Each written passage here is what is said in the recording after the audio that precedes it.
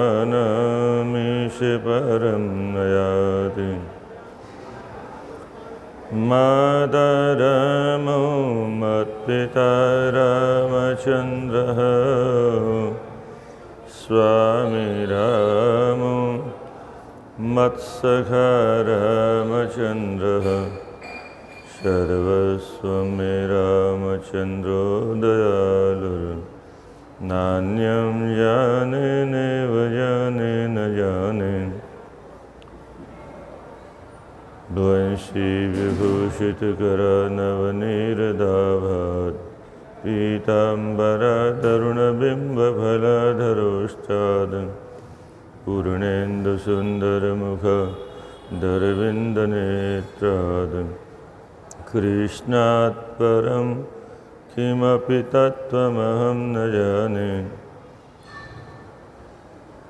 यत्र यत्र रघुनाथकीर्तनं तत्र तत्र कृतमस्तकाञ्जलिं बाष्पवारि परिपूर्णलोचनं मारुतिं नमत राक्षसान्तकम्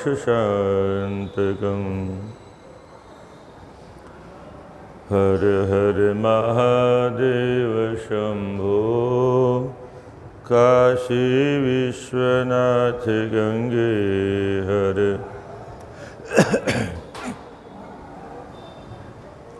हर हर महादेव शंभो काशी विश्वनाथ गंगे हर हर महादेव शंभो काशी विश्वनाथ गंगे हर हर महादेव शंभो काशी विश्वनाथ गंगे हर हर महादेव शंभो काशी विश्वनाथ गंगे हर हर महादेव शंभो काशी विश्वनाथ गंगे हर हर महादेव शंभो काशी विश्वनाथ गंगे।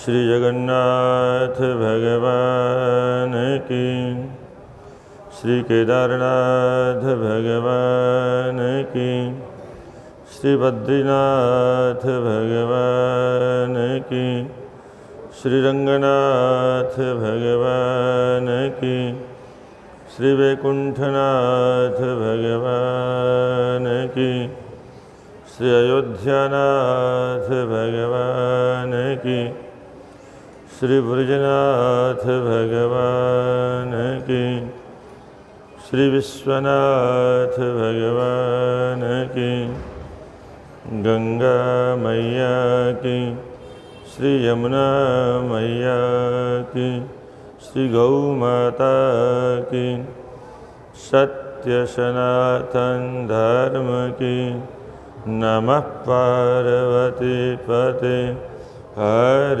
हर महादेव।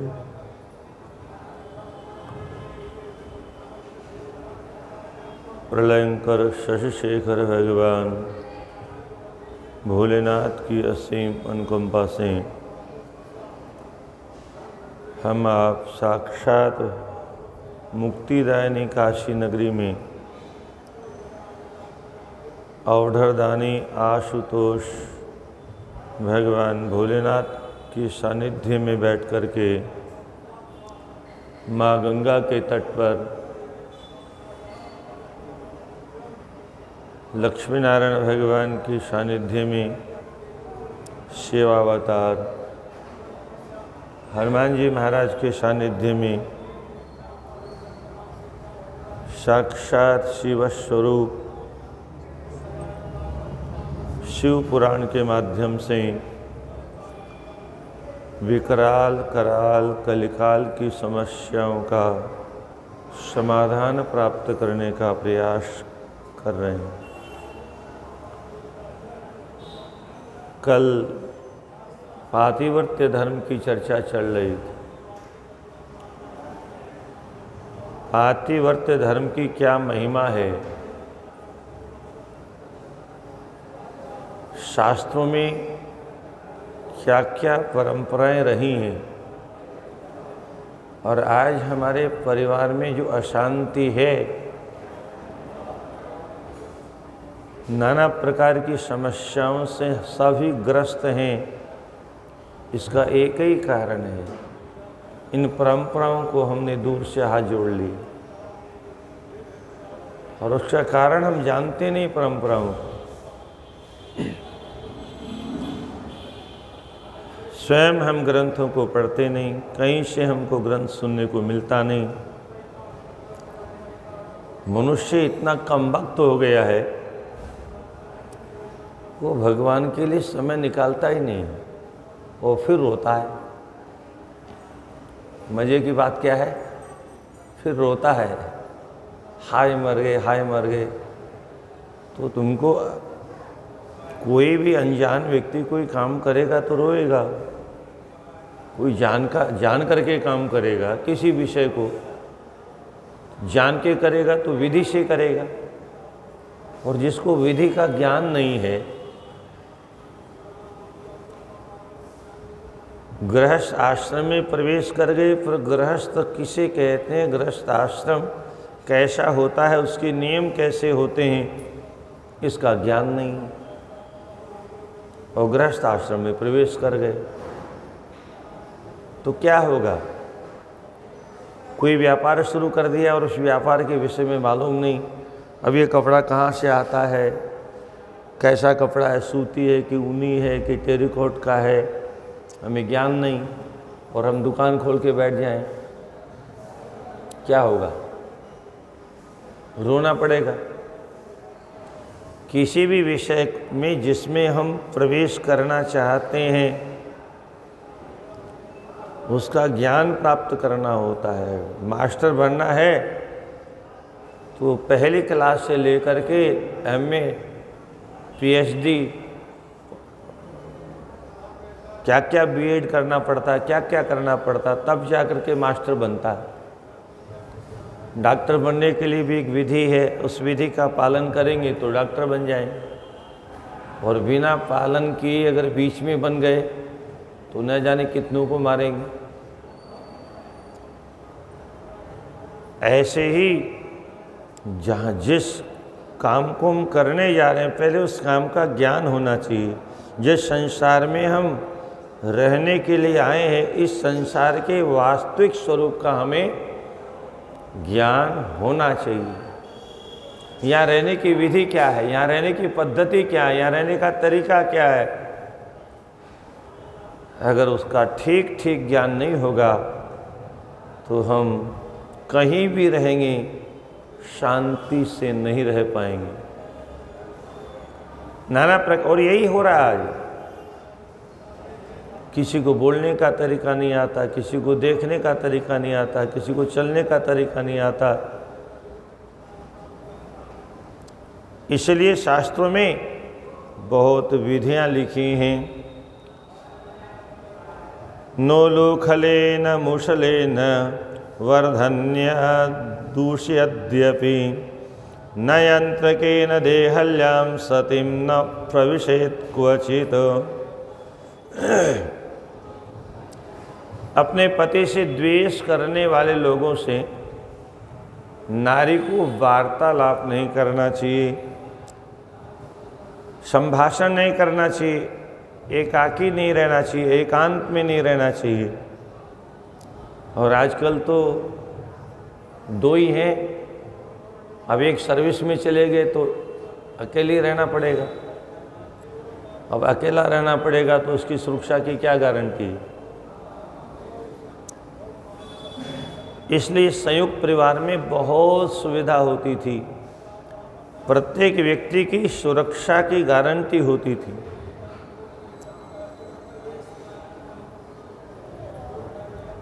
नग्न होकर के स्नान नहीं करना चाहिए, वस्त्रहीन अवस्था में स्नान करना। जल देवता है, वरुण देवता है, वो देवता का हमारे गंदे अंगों पर सीधे सीधे स्पर्श हो तो दोष लगता है, इसलिए बीच में वस्त्र होना चाहिए। अपवित्र अंगों से जल देवता का भी स्पर्श नहीं होना चाहिए, वायु देवता का भी स्पर्श नहीं होना चाहिए, सूर्य की रोशनी का स्पर्श भी नहीं होना चाहिए। परंतु जिनको ज्ञान नहीं है, विदेशों में जैसे खुले मैदान में नाचते हैं लोग, समुद्र के किनारे नाचते हैं, बस वैसा ही देखा देखी हमारे देश में शुरू हो गया। और इस प्रकार से नाना प्रकार के हम पाप अनजान में करते हैं। और जब पाप करेंगे अर्थात नियम विरुद्ध काम करेंगे तो उसका फल भी भोगना पड़ेगा। ऊखल पर नहीं बैठना चाहिए। अब तो धीरे धीरे ऊखल ही गायब हो गया। पहले लकड़ी की ऊखल घरों में होती थी तो अक्सर उसमें लोग उल्टा करके बैठ जाते थे। नारी के लिए ऊखल में बैठना निषेध है और मूसल पर भी नहीं बैठना चाहिए। वर्धन्याम झाड़ू पर नहीं बैठना चाहिए। दृशद्यपि शिल लोढ़ा पर नहीं बैठना चाहिए। क्या कुछ भी सामने आ गया पट से नीचे लगाया बैठ गए। न यंत्र के न देहल्याम, देहली पर नहीं बैठना चाहिए। और इसलिए आजकल लोगों ने देहली ही गायब कर दी।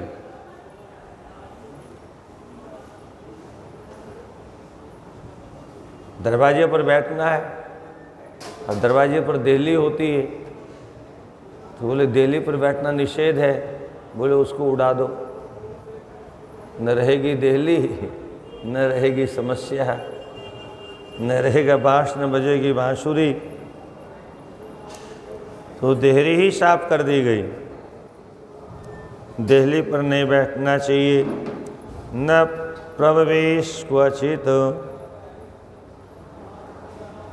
विनाम विवाय समयं प्रागल्भ्यं नाचरेत् क्वचिद। यत्र यत्र रुचिर्भरतु तत्र तत्र प्रेमवती भवेत्। अपने पति से भी हर समय हंसी मजाक नहीं करना चाहिए।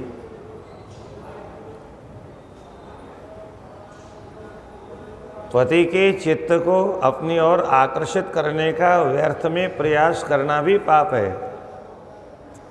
ये जो आजकल के नाटक हो रहे हैं, नाटकों के द्वारा जो हमें सिखाया जा रहा है, हमारे बच्चों को सिखाया जा रहा है, सब अपराध करने की प्रवृत्तियां सिखाई जा रही हैं। यत्र यत्र रुचिर्भरतु तत्र तत्र प्रेमवती भवेत्। जिस जिस काम में स्वामी की रुचि है उस काम में अपनी भी रुचि का बनाने का प्रयास करना चाहिए। और जिसमें उनकी रुचि नहीं है उसमें से अपनी रुचि भी हटा लेनी चाहिए। हृष्टा हृष्टा हृष्टे विषण्णा स्याद् विषण्णा से प्रिय प्रिया। पतिव्रता भवेत् देवी सदा पतिहितैषिणी। पति अगर प्रसन्न रहे तो प्रसन्न रहना चाहिए, और अगर पति किसी कारण से दुखी है तो उस समय अपना चेहरा भी वैसा ही बना लेना चाहिए और उसके दुख को दूर करने का प्रयास करना चाहिए। आशे प्रिया विषण्णास्य प्रिय प्रियाः। पति के दुख में दुखी और पति के सुख में सुख का अनुभव करना चाहिए। इस प्रकार से सदा सर्वदा नारी को अपने पति के हित का चिंतन करना चाहिए। एक रूपा भवेत् पुण्य संपत्सु च विपत्सु च विकृतिं स्वात्मनः क्वापि न कुर्याद् धैर्यधारिणी। एक रूपा, हर कार्य में एक मत होना चाहिए। परिवार सुखी कब रह सकता है?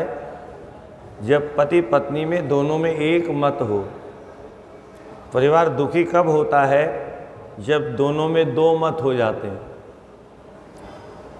चाहे वो पति पत्नी हो, चाहे बाप बेटा हो, चाहे भाई भाई हो, चाहे मित्र मित्र हो। झगड़ा कब होगा? जब वैमत्य होगा। एक मत में तो झगड़ा होगा ही नहीं। अच्छा, आप चाहो कि एक मत, हम क्या चाहते हैं? सामने वाले से चाहते हैं कि वो हमारे जैसा चले। सभी की यही बीमारी है। बड़ा भी चाहता है कि सब हमारे अनुकूल चलें, और जो 2 वर्ष का बालक है वह भी कहता है हम जो कह रहे हैं हमारा कहना मानो, नहीं मानोगे तो सर फोड़ देंगे, तुम्हारा या अपना फोड़ लेंगे, जो मिलेगा उसी को तोड़ देंगे। हर आदमी अपने आप को बुद्धिमान मानता है। छोटे से छोटा बच्चा भी अपने अनुकूल चलने की बात करता है। अच्छा, हम जो दूसरे से चाहते हैं हम क्यों नहीं वैसा बन जाते हैं? वह हमारे अनुकूल चले, चलो हमें उसके अनुकूल हो जाते हैं, झगड़ा खत्म। बैलगाड़ी में 2 बैल जुटे हुए हैं। गाड़ी सही सलामत अपने गंतव्य तक कब पहुंचेगी? जब दोनों एक मत होकर के एक दिशा में चलेंगे। और दोनों में वैमत्य हो गया। एक बोला हम तो पश्चिम में चलेंगे, दूसरा कहे नहीं हम तो पूर्व में चलेंगे, तो गाड़ी टूट जाएगी और बैलों को भी नुकसान हो सकता है, मालिक को भी नुकसान हो सकता है। ऐसे ही पति और पत्नी दोनों जोड़ी होती है। वो चाहे बैल गाड़ी के 2 पहिए मान लो, चाहे 2 बैल मान लो, वो 2 जोड़ी होती है। एक दिशा में जब चलते हैं तभी गाड़ी सही रास्ते पर चलेगी, गंतव्य तक पहुंच जाएगी, लक्ष्य तक पहुंच जाएगी। और अगर थोड़ा वैमत्य होगा तो फिर बहुत बड़ी समस्या आ जाएगी। ये गृहस्थ की गाड़ी चरमरा करके टूट जाएगी, बर्बाद हो जाएगी, किसी काम की नहीं रहेगी। इसलिए एक रूपता होनी चाहिए। हमें ये करना है, नहीं हमको ये करना है। पति कहे आज घर में ये बनेगा, घरवाली कहे नहीं ये बनेगा, तो झगड़ा होगा ना। पति कहे नमक कम होना चाहिए, वो नहीं नमक ज़्यादा होना चाहिए, वो मिर्चा ज़्यादा, वो नहीं। एक दूसरे का ध्यान रखते हुए घर का प्रत्येक व्यक्ति, गृहस्थ का मूल अर्थ क्या है? एडजस्ट करना। अगर आपको एडजस्ट करना आता हो तो कैसा भी परिवार मिले आप उसके साथ में एडजस्ट कर लो।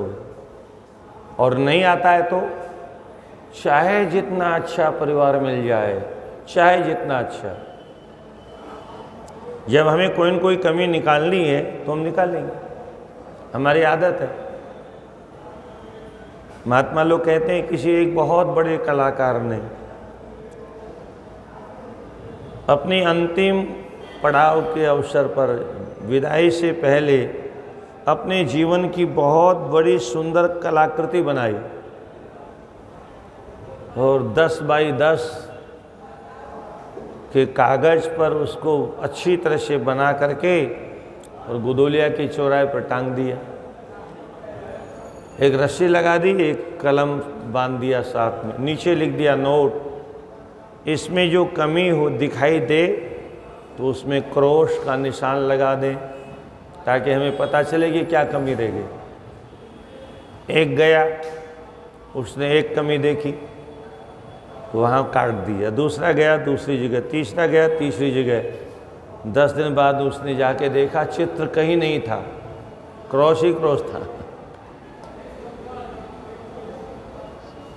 ये संसार ऐसा है, मुंडेर मुंडेर मतरी भिन्ना, सबके खोपड़ी अलग अलग। कोई न कोई कितना भी अच्छा कुछ करो, कोई न कोई व्यक्ति उसमें कमी निकाल देगा।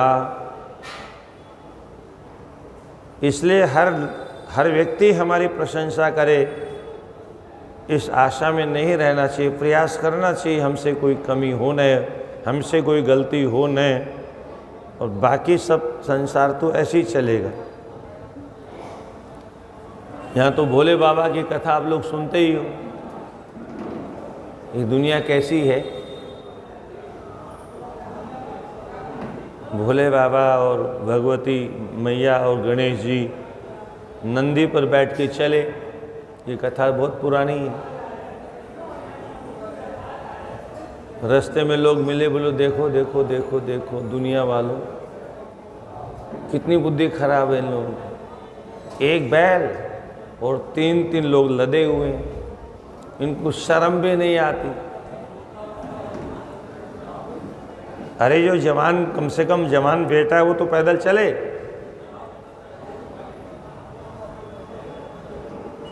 भगवान ने गणेश जी को नीचे उतार दिया।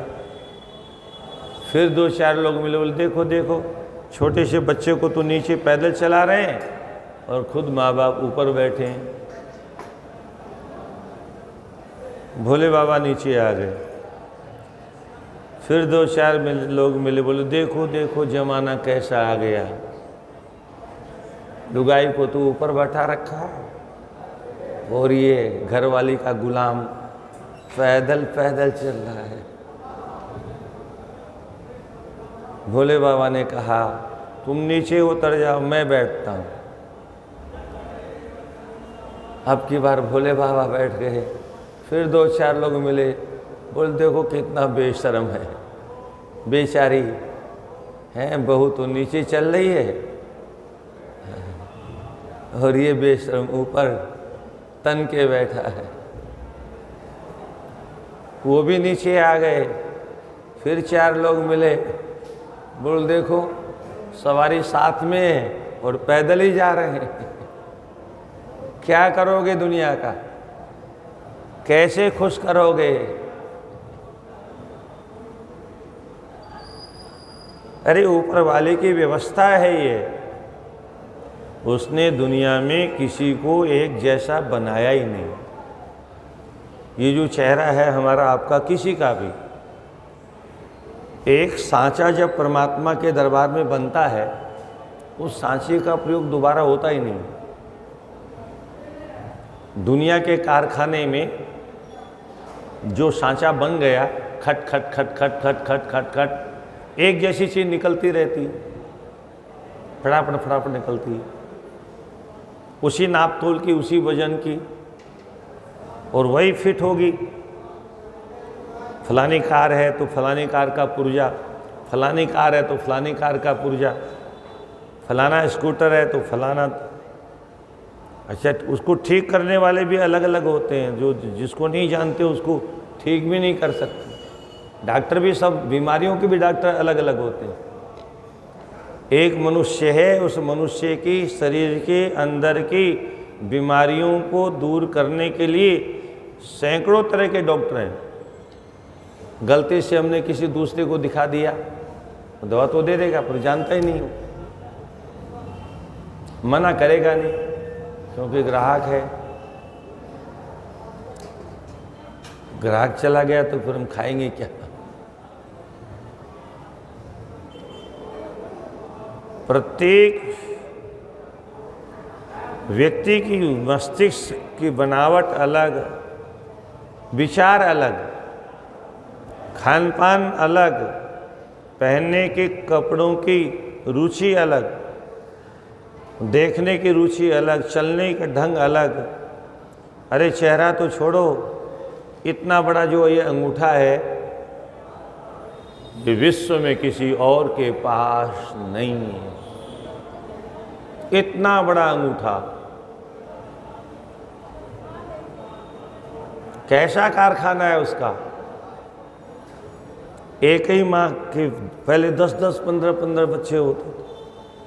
अभी कुछ समाज में अभी भी होते हैं, 8-10 बच्चे सब घर में होते थे।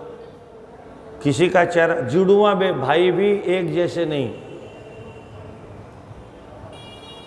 जुड़े हुए भी लोग होते हैं एक साथ, उनकी भी रुचि अलग अलग। एक किसी पार्टी का समर्थक है, दूसरा किसी पार्टी का समर्थक है, शरीर जुड़ा हुआ है। क्या एक ही साथ खाते पीते सोते हैं, अलग हो ही नहीं सकते, पर खोपड़ी अलग है। इतना बड़ा अंगूठा किसी और के पास नहीं है। एक ईंटा का सांचा है, एक जैसी ईंटा उसमें से निकलती है। हर वस्तु, गिलास, कटोरी, चम्मच एक जैसी निकलती है। अच्छा, ये सांचे एक बार में न जाने कितने एक जैसे, पता नहीं कब घिसेंगे, तब तक तो लाखों करोड़ों वस्तुओं का निर्माण, पुर्जों का निर्माण कर देंगे। परंतु परमात्मा के यहाँ जो सांचा, जिस सांचे में हम बनते हैं, जिस सांचे में मनुष्य, गाय, घोड़ा, गधा, खच्चर, ऊंट, पशु, पक्षी, जिन सांचों में ये बनाए जाते हैं, ये सांचे 9 महीने काम करते हैं, तब एक शिशु सामने आता है 9 महीने बाद। और हर सेकंड में नए नए सांचे करोड़ों एक साथ डाले जाते हैं, पर दोबारा उनको कहाँ फेंका जाता है ये पता नहीं। क्या ये आजकल जो चला ना विदेशों में, यूज एंड थ्रो, ये तो हमारे यहाँ पुराना विज्ञान है, बहुत प्राचीन विज्ञान है। सृष्टि के प्रारंभ से ही यही हो रहा है। एक बार सांचा प्रयोग करो, फेंक दो, उसके वायरस दूसरे में नहीं जाने चाहिए। क्या कैसा अद्भुत है, कल्पनातीत है आज का विज्ञान। तो अभी कहाँ पहुंचेगा यहाँ। और हमारे घरों में झगड़ा किस बात का है, हमारे विचार नहीं मिलते। अरे ऊपर वाले ने कुछ मिला के भेजा ही नहीं, ऊपर वाले ने कुछ मिला के भेजा ही नहीं, सबको अलग अलग बना के भेजा है। अब एडजस्ट तो तुम्हें करना है, एडजस्ट तो आपको करना है, हमको करना है।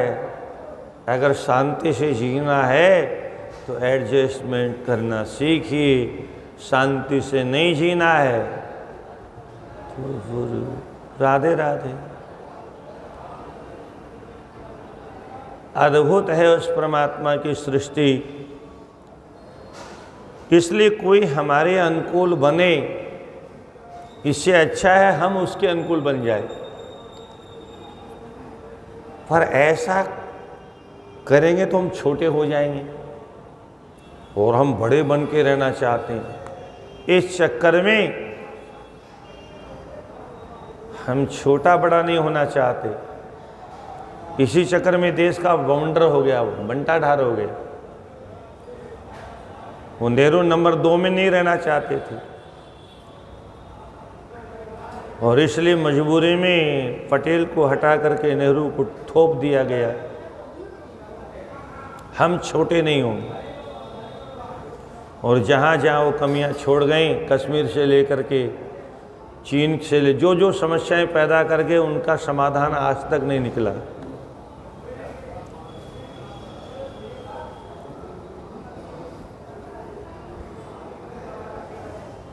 एक रूपा भवेत पुण्य संपत्सु च विपत्सु च। संपत्ति के समय में भी एक विचार हो, आपत्ति भी आ जाए तो उस समय भी एक विचार हो। विकृतिम स्वात्मानम क्वापि न कुर्यात् धैर्य धारिणी। थोड़ी सी विपत्ति आ जाए तो धैर्य नहीं छोड़ना चाहिए। हाय मरे हाय मरे हाय मरे हाय मरे हाय मरे, छाती पीट पीट के चिल्लाना नहीं चाहिए। सर्पे लवण तेलादिक्षेपे च पतिव्रता पतिम नास्ति न ब्रूयात् आयासे न योजयेत। घर में कोई सामान नहीं है, सब लिखा है यहाँ, सर पे घी नहीं है, लवण नहीं है, तेल नहीं है, अन्य पदार्थ आदि आदि में सब आ गए। नहीं है तो अपने पति को चिल्ला करके नहीं कहना चाहिए। तुमको कुछ होश नहीं रहता है, घर में ये भी नहीं वो भी नहीं वो भी नहीं, सब खाली पड़ा है। कभी घर के बारे में कुछ सोचते हो? फुर्सत नहीं। हम ही मरते रहे घर में। तुम्हारा तो घर है नहीं, मेरा ही घर है। ये उल्टा सीधा नहीं बोलना चाहिए। पति नास्ति न ब्रूयात्, यह वस्तु घर में नहीं है। और कभी कभी तो घर में होते हुए भी कुछ लोगों की आदत है, नहीं है। हमारा शास्त्र कहता है अगर नहीं भी हो तब भी नहीं है ऐसा नहीं बोलना चाहिए। भगवान की कृपा से सब कुछ है, हरा भरा घर है। ये भी नहीं है वो भी नहीं वो भी नहीं, रोते रहो जिंदगी भर ऐसी। होते हुए भी नहीं है ऐसा कहने के कारण उस सत्यनारायण की कथा में क्या हुआ है? नौका में क्या है? हाँ, उसने सोचा बाबा जी कुछ मांग लेगा। कुछ नहीं कुछ नहीं कुछ लतापत। बोले तथास्तु। न जाने के भेष में नारायण मिल जाए, नारायण या जगत में सबसे मिलिए धाय। ना जाने कि विष में नारायण मिल जाए। सबसे प्रेम रखिए, सबसे मीठा बोलिए, सबसे स्नेह करिए। अगर कोई दोषी है, हर हर महादेव शंभो काशी विश्वनाथ, हर हर महादेव शंभो काशी विश्वनाथ, हर हर महादेव शंभो काशी विश्वनाथ गंगे। हर हर महादेव शंभो काशी विश्वनाथ गंगे। हर हर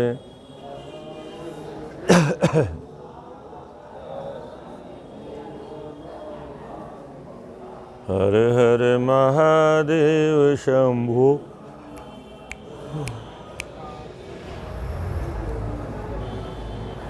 हर हर महादेव शंभो काशी विश्वनाथ गंगे।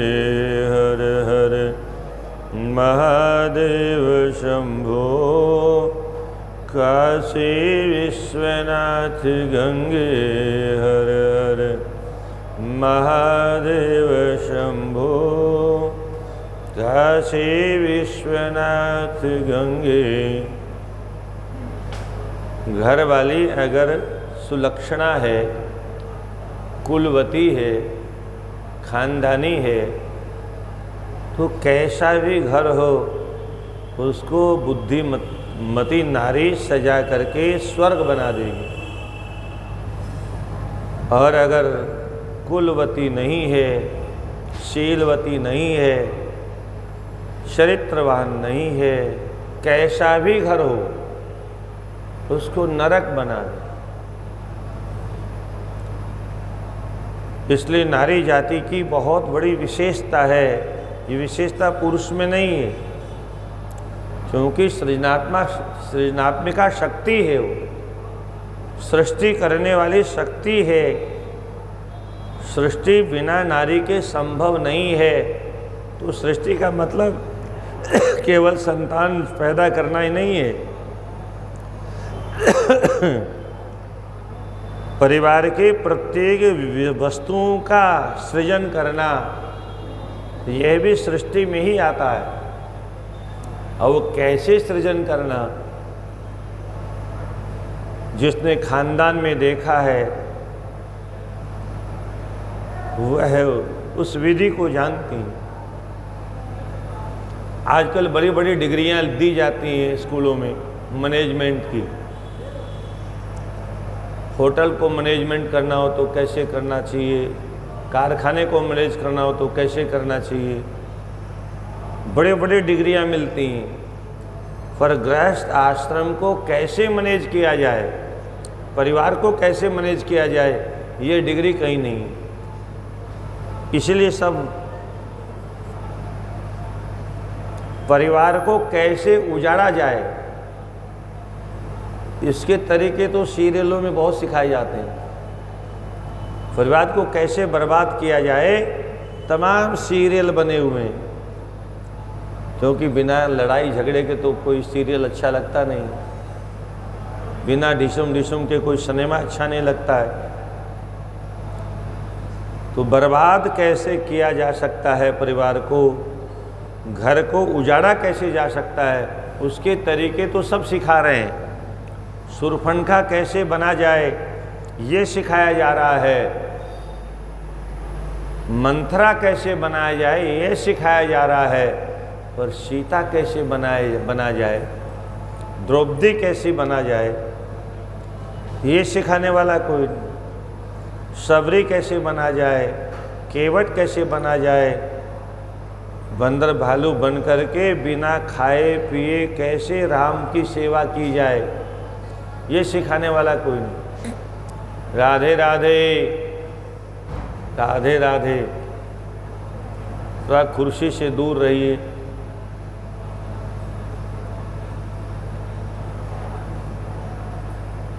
विधिर्विषण्णो हराद्वापि पतिरेकोऽधिको मतः पतिव्रताया देवी शिष्वपति शिशव एव च।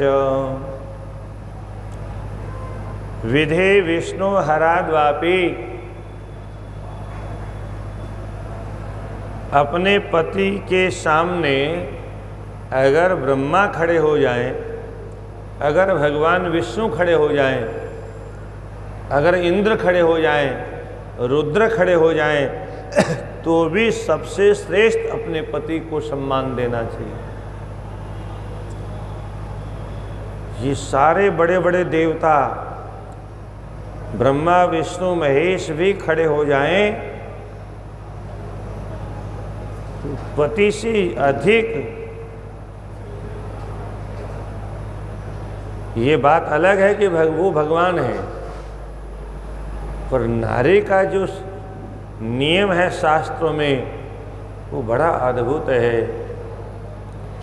अगर वह अपने पति को ही परमेश्वर मान करके सेवा करती है तो परमात्मा तो प्रसन्न हो जाएंगे। जैसे आगे चर्चा आएंगी और उसका थोड़ा खुलासा भी करूँगा, तमाम उसके बारे में लोग बकवास करते रहते हैं। जैसे तुलसी के जीवन में भगवान की प्राप्ति क्यों हुई, क्योंकि अपने पति को परमेश्वर मान करके पूजा करती थी, और इसलिए भगवान की प्राप्ति हो गई उसे।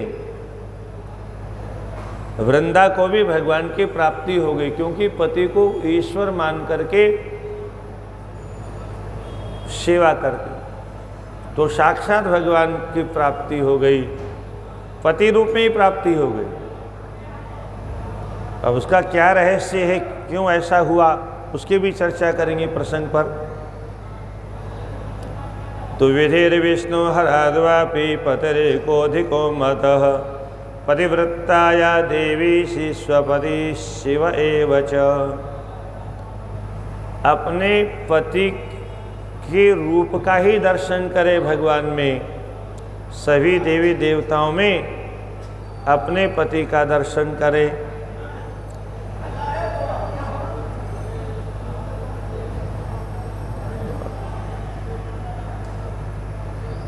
व्रतोपवास नियमं पतिमुल्लङ्घ्याचरेद आमुष्यं हरते भरतुर्मृतान्द्रियमृच्छति।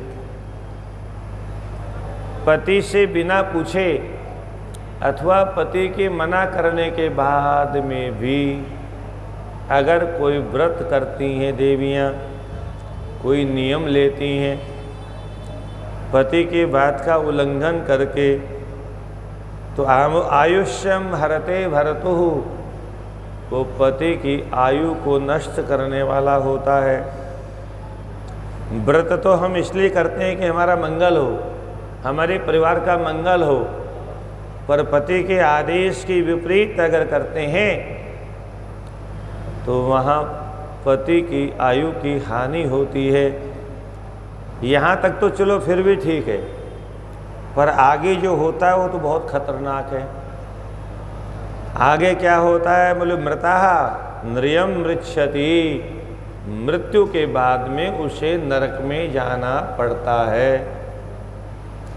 यहाँ पति की आयु की हानि हुई और मृत्यु के बाद में नरक गमन करने का दंड अलग से मिला। इसलिए कभी भी कोई भी व्रत नियम अपने पति से बिना पूछे स्वीकार नहीं करना चाहिए।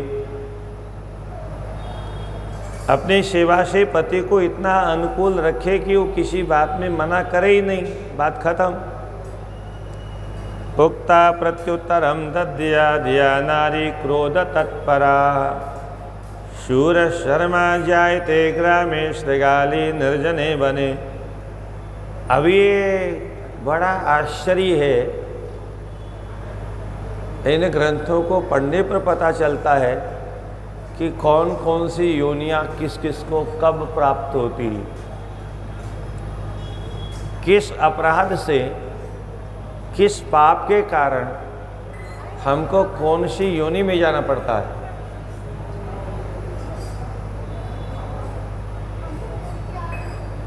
तो यहाँ लिखा है, पति ने कुछ कहा, पत्नी ने उसको काट दिया, उसका उत्तर दे दिया, तो क्रोध में होकर के जब वो नारी उसका उत्तर देती है तो अगले जन्म में वो भौं भौं भौं, राधे राधे, अगले जन्म में भों भों करने वाली बनना पड़ता है। अब समझ लीजिए गलियों में जो घूमने वाले लोग हैं, किस कारण से इस योनि में आए, सब लिखा है हमारे यहाँ। मनुष्य कौन बनता है, देवता कौन बनता है, वैकुंठ में कौन जाएगा, साकेत में कौन जाएगा, गोलोक में कौन जाएगा, शिवलोक में कौन जाएगा, नरकलोक में कौन जाएगा, घोड़ा गधा खच्चर कौन बनेगा, शास्त्रों में सब लिखा है, कुछ भी नहीं छोड़ा है। पर जो हमें सुनाना चाहिए वो हम सुनाते नहीं, और ये परंपरा पता नहीं। अच्छा, पहले ज़रूरत नहीं थी सुनाने की, पहले सब अच्छे थे, सब सच्चे थे, सब सज्जन थे, सब धर्मात्मा थे, सभी माताएं पतिव्रता थी। ये बीमारी तो विदेशियों के आने के बाद में भी लगी है हमारे देश में, वो अपनी गंदगी यहाँ छोड़ गए। इसलिए आज इन कथाओं को सुनाने की विधि बदलने की आवश्यकता है। पर लोगों ने तो नई विधि रच ली, गाना बजाना नाचना, बस इसके अलावा कुछ है ही नहीं।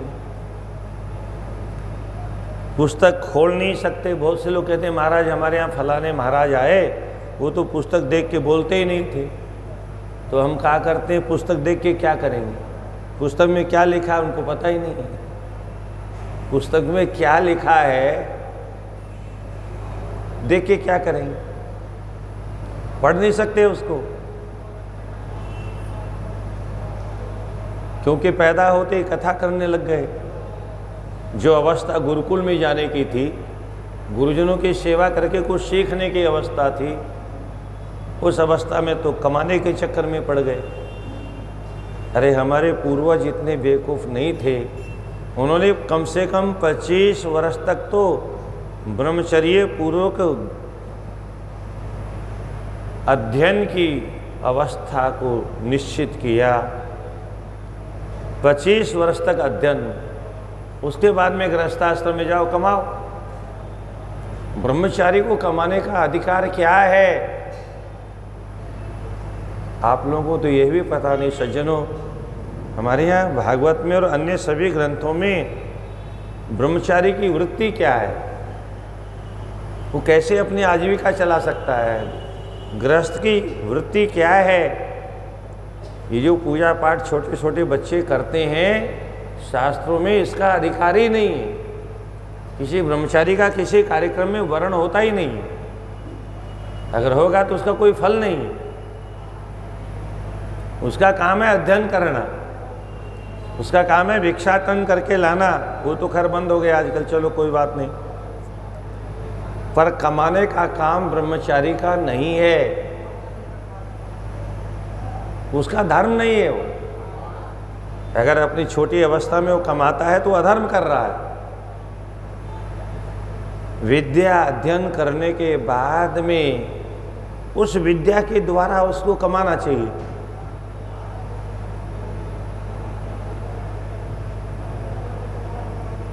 जब मैं छोटा था यहाँ तो मारवाड़ी सेवा संघ में जो गुरुजी थे राजस्थान वाले, तो सुनाते थे कथा, पहले विद्या अध्ययन कैसे होता था, कितनी कठिनाई थी। तो बोले एक विद्यार्थी मणिकर्णिका घाट में से पिंडा उठाता था, चिता में सेकता था, गंगा जी में धो के उसी को खाता था और गंगा जल पी के पड़ता था। क्या 12 वर्ष पहले लिखित परीक्षा नहीं होती थी, मौखिक शास्त्रार्थ होते थे और मौखिक डिग्री मिलती थी। जो सबको जीत लेता था वो आचार्य हो जाता था। तो जब 12 वर्ष के बाद में शास्त्रार्थ में सबको उसने परास्त कर दिया, परास्त करने के बाद में दूसरे दिन फिर वहीं गया। ज्यों ही उसने पिंडा उठाया तो अन्नपूर्णा ने हाथ पकड़ लिया। तो देखा, देवी आप कौन हो? तो बोले मैं अन्नपूर्णा हूं। तो मेरा हाथ क्यों पकड़ लिया? बोले क्या कर रहे हो? बोले पेट पूजा कर रहा हूं। और क्या कर रहा हूं? बोले ये तो अखाद्य है, ये तो खाने योग्य नहीं है, ये तो बहुत अशुद्ध है।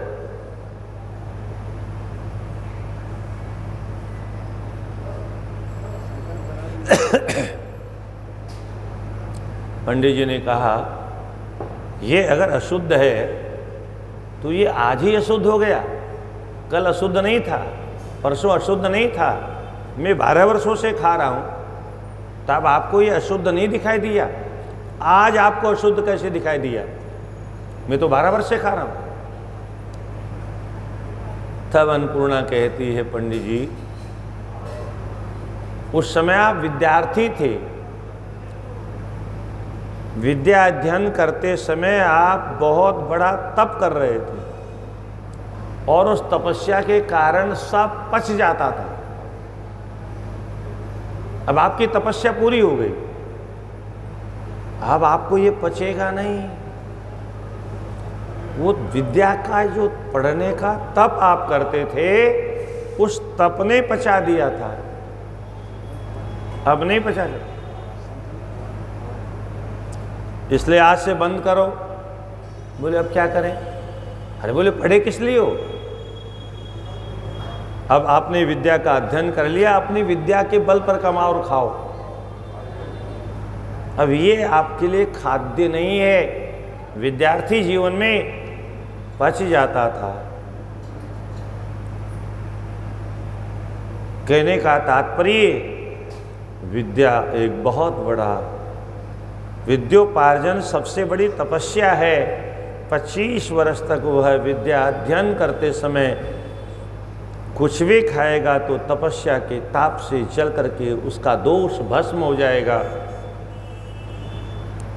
विद्यार्थी को कमाने का काम नहीं।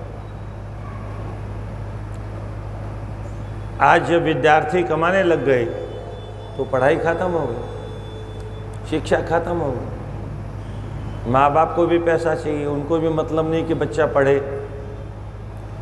और शिक्षा खत्म होने का सबसे बड़ा नुकसान हमारे धर्म को हुआ, हमारे संस्कारों को हुआ, हमारे आचार विचार रहन सहन सब समाप्त हो गए, क्योंकि शास्त्रों का अध्ययन करना तो कोई चाहता नहीं। बिना शास्त्रों का अध्ययन किए ही जब कमाई हो जाती है, ठुमका लगाने से ही, तो पढ़ने की जरूरत क्या है।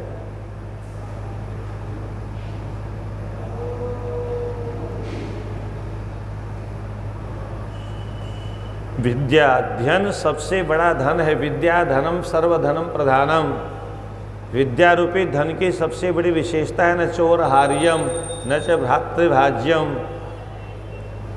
न तो चोर चुरा सकते हैं इसे, न भाई बंटवारा कर सकते हैं, सब चीज़ों का बंटवारा हो जाएगा। पर कोई भाई एमए किया हुआ है, सब बंटवारा हो गया, और उसके बाद में उसने पूछा भाई अब तो सब बंटवारा हो गया, तो एक छोटा भाई मूर्ख था, उसने कहा सब कहाँ हो गया, और तुम 16 क्लास पढ़े हो, 4-4 क्लास बांटो। कैसे बटेगा? नहीं बटेगा। सोने चांदी मकान दुकान गाय भैंस भेड़ बकरी बर्तन, इन सब का बंटवारा संभव है, पर विद्या रूपी धन का बंटवारा संभव नहीं है। विद्या का आनंद तो वह लेता है जो गुरुजनों के चरणों में बैठ के जिसने अध्ययन किया।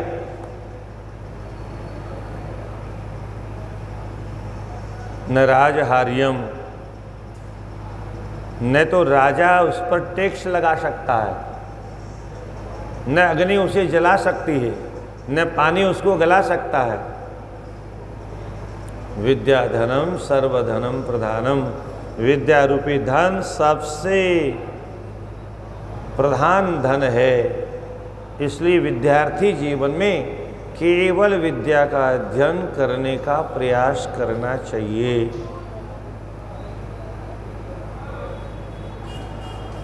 उक्ता प्रत्युत्तरम दद्याधिया नारी क्रोध तत्पराः शर्मा जायते ग्रामे। वह गांव में सूर्या कुतिया बनती है और निर्जने बने श्रृगाली, श्रृगाल बनती है जंगल में। उच्चासनम न सेवेत न व्रजे दुष्ट सन्निधो न च कातर वाक्यानि वदे नारी पतिम क्वचित। उच्चासनम, अपने पति से बड़े आसन पर नहीं बैठे। अब आजकल तो 30-40 वर्ष में पैर जाम हो जाते हैं, तो फिर ऊपर ही बैठना पड़ता है। राधे राधे। कोई उपाय नहीं रह गया, परिश्रम करना हमने छोड़ दिया, इसलिए कुछ पाप तो अनजान में ही हो जाते हैं। दुष्टों के पास नहीं जाना चाहिए। जो चोर हैं, डाकू हैं, लुच्चे हैं, लफंगे हैं, व्यभिचारियाँ स्त्री हैं, गणिकाएँ हैं, वेश्याएँ हैं, इनके साथ कभी नहीं बैठना चाहिए। इनके साथ बैठने से कुसंग का दुष्परिणाम भोगना पड़ता है। न कातर वाक्या न च कातर वाक्यानि वदे नारी पतिम क्वचित। कातर वाक्य, दीनता की भाषा कभी नहीं बोले। कंजूसी की भाषा का प्रयोग कभी नहीं करे। अपवादम न च कुर्यात् कलहम धूर्तस्त्यजेद गुरुणाम सन्निधो क्वापि नोचिर भूर्यान्न वै हसेत। किसी की निंदा न करे, ये भी एक बहुत बड़ा दोष है। गली में मोहल्ले में क्या हुआ क्या नहीं हुआ, न तो इसकी जानकारी करे। कोई आए तो उससे पूछते हैं गली मोहल्ले का समाचार क्या है, क्या मतलब? ये हमारा जो हृदय है ये कूड़ा घर नहीं है। उधर वाला आए कुछ डाल जाए, उधर वाला आए कुछ डाल जाए, इस कान से कोई डाल जाए, कोई इस खिड़की से डाल जाए। अरे ये हमारा घर है। अरे हमारा घर नहीं, ईमानदारी की बात तो ये है, ये ठाकुर जी का मंदिर है। ये ठाकुर जी का मंदिर है। इस मंदिर की खिड़कियों को इतना खुला मत छोड़ो कि जो आए कूड़ा डाल जाए। कुछ आंखों में से आ गया, ये मेन दरवाजे हैं, इनको ज़्यादा खुला नहीं रखना चाहिए।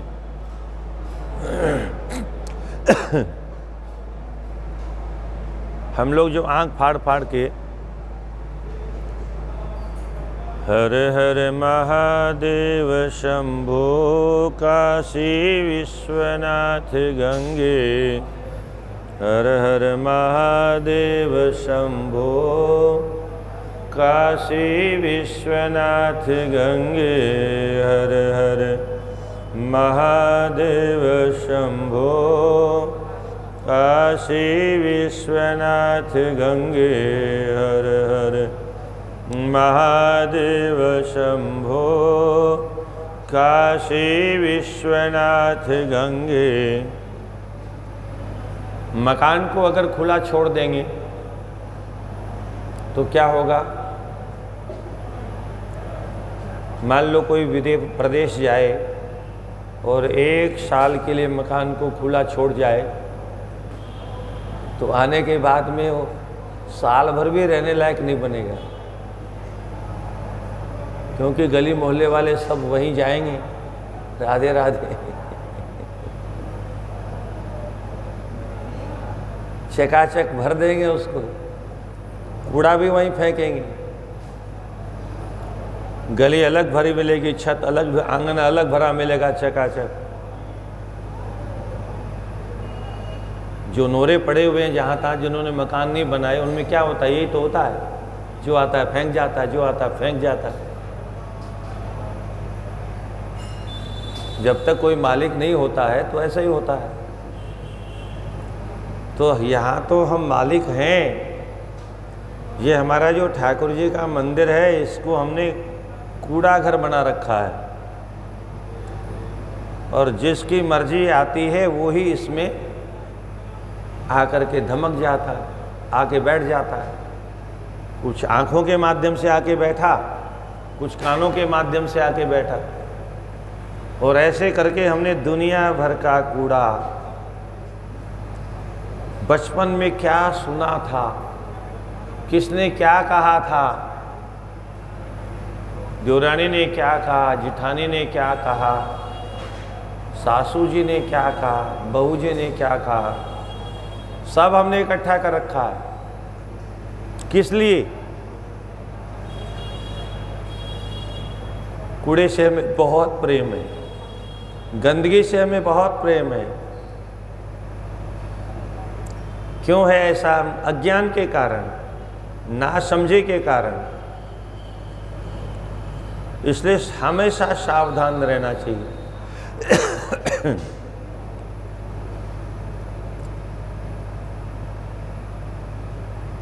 अपवादम न कुर्यात्, अपवादम न च कुर्यात्। कभी किसी की निंदा, उसकी स्तुति, उसका ये उसका वो, अरे जो करेगा वो भरेगा। क्या? हाँ, अपने बच्चों को शिक्षा देने के लिए अवश्य बताना चाहिए। देखो उसने ऐसा किया, उसका ये फल हुआ, उसने ऐसा किया, उसका ये फल हुआ। ये शास्त्रों में भी लिखा है। उसने ये गलती की, उसका ये फल हुआ। तो शास्त्रों में जो लिखा है वो निंदा करने के उद्देश्य से नहीं लिखा है, वो हमको शिक्षा देने के लिए उद्देश्य से लिखा है। उन महापुरुषों से क्या मतलब? तुलसीदास जी इसलिए साफ साफ कहते हैं, सब कुछ गिनाया। भले पोच सब विधि उपजाए, गण गुण दोष वेद विलगाए, साधु असाधु सुजाति कुचाति, दानव देव ऊंच अरु नीचू, अमीय सजीवन माहरो मीचू, ये सब गिनाए। साधु भी है, असाधु भी है, जहर भी है, अमृत भी है, सज्जन भी है, दुर्जन भी है, सारा कुछ गिनाया। किसी ने पूछा, बाबा जी आप साधु महात्मा हो, अरे जो है वो आपसे क्या मतलब? बोल नहीं नहीं नहीं नहीं, मैं किसी की निंदा नहीं कर रहा हूँ। ताते कछु गुण दोष बखाने, संग्रह त्यागन बिनु पहचाने। गुण और दोषों का वर्णन क्यों किया? अरे गुण गुण का वर्णन करते, ये अच्छे हैं। हमें बुरा कैसे पता चलेगा? बुरा क्या होता है? जिसने बचपन से मिठाई मीठा खाया हो तो नमकीन क्या होता है उसे पता चलेगा? अच्छा, मीठे का महत्व ही तब होता है जब नमकीन होता है। अगर नमकीन नहीं हो, एक ही जैसा हो, तो उसकी महिमा का पता कैसे चलेगा? ये मीठा, ये खट्टा, ये सब संसार में किसी की निंदा करने के लिए निंदा नहीं करनी चाहिए। शिक्षा देने के उद्देश्य से जो कहा जाता है उसका नाम निंदा नहीं है। हम लोग यहाँ बैठ करके सभी तरह की चर्चा करते हैं, पर हमको किसी की निंदा करना हमारा उद्देश्य नहीं। हमको क्या मतलब? पर हमारे धर्म का जहाँ नुकसान होता है और जिन जिन कारणों से सनातन धर्म का सत्यानाश हुआ, उन दोषों को हम नहीं गिनाएंगे। आपके पास फुर्सत नहीं है, अपने काम से फुर्सत नहीं है, दुनिया की बकवास करने से फुर्सत नहीं है, टीवी देखने से फुर्सत नहीं, मोबाइल देखने से फुर्सत नहीं है,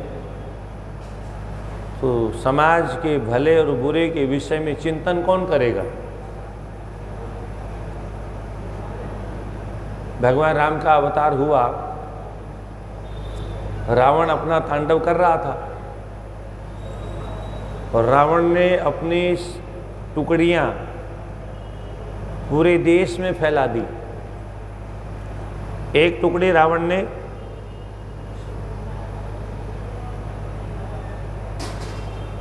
पंचवटी के पास स्थापित की, एक टुकड़ी, एक छावनी पंचवटी में स्थापित की।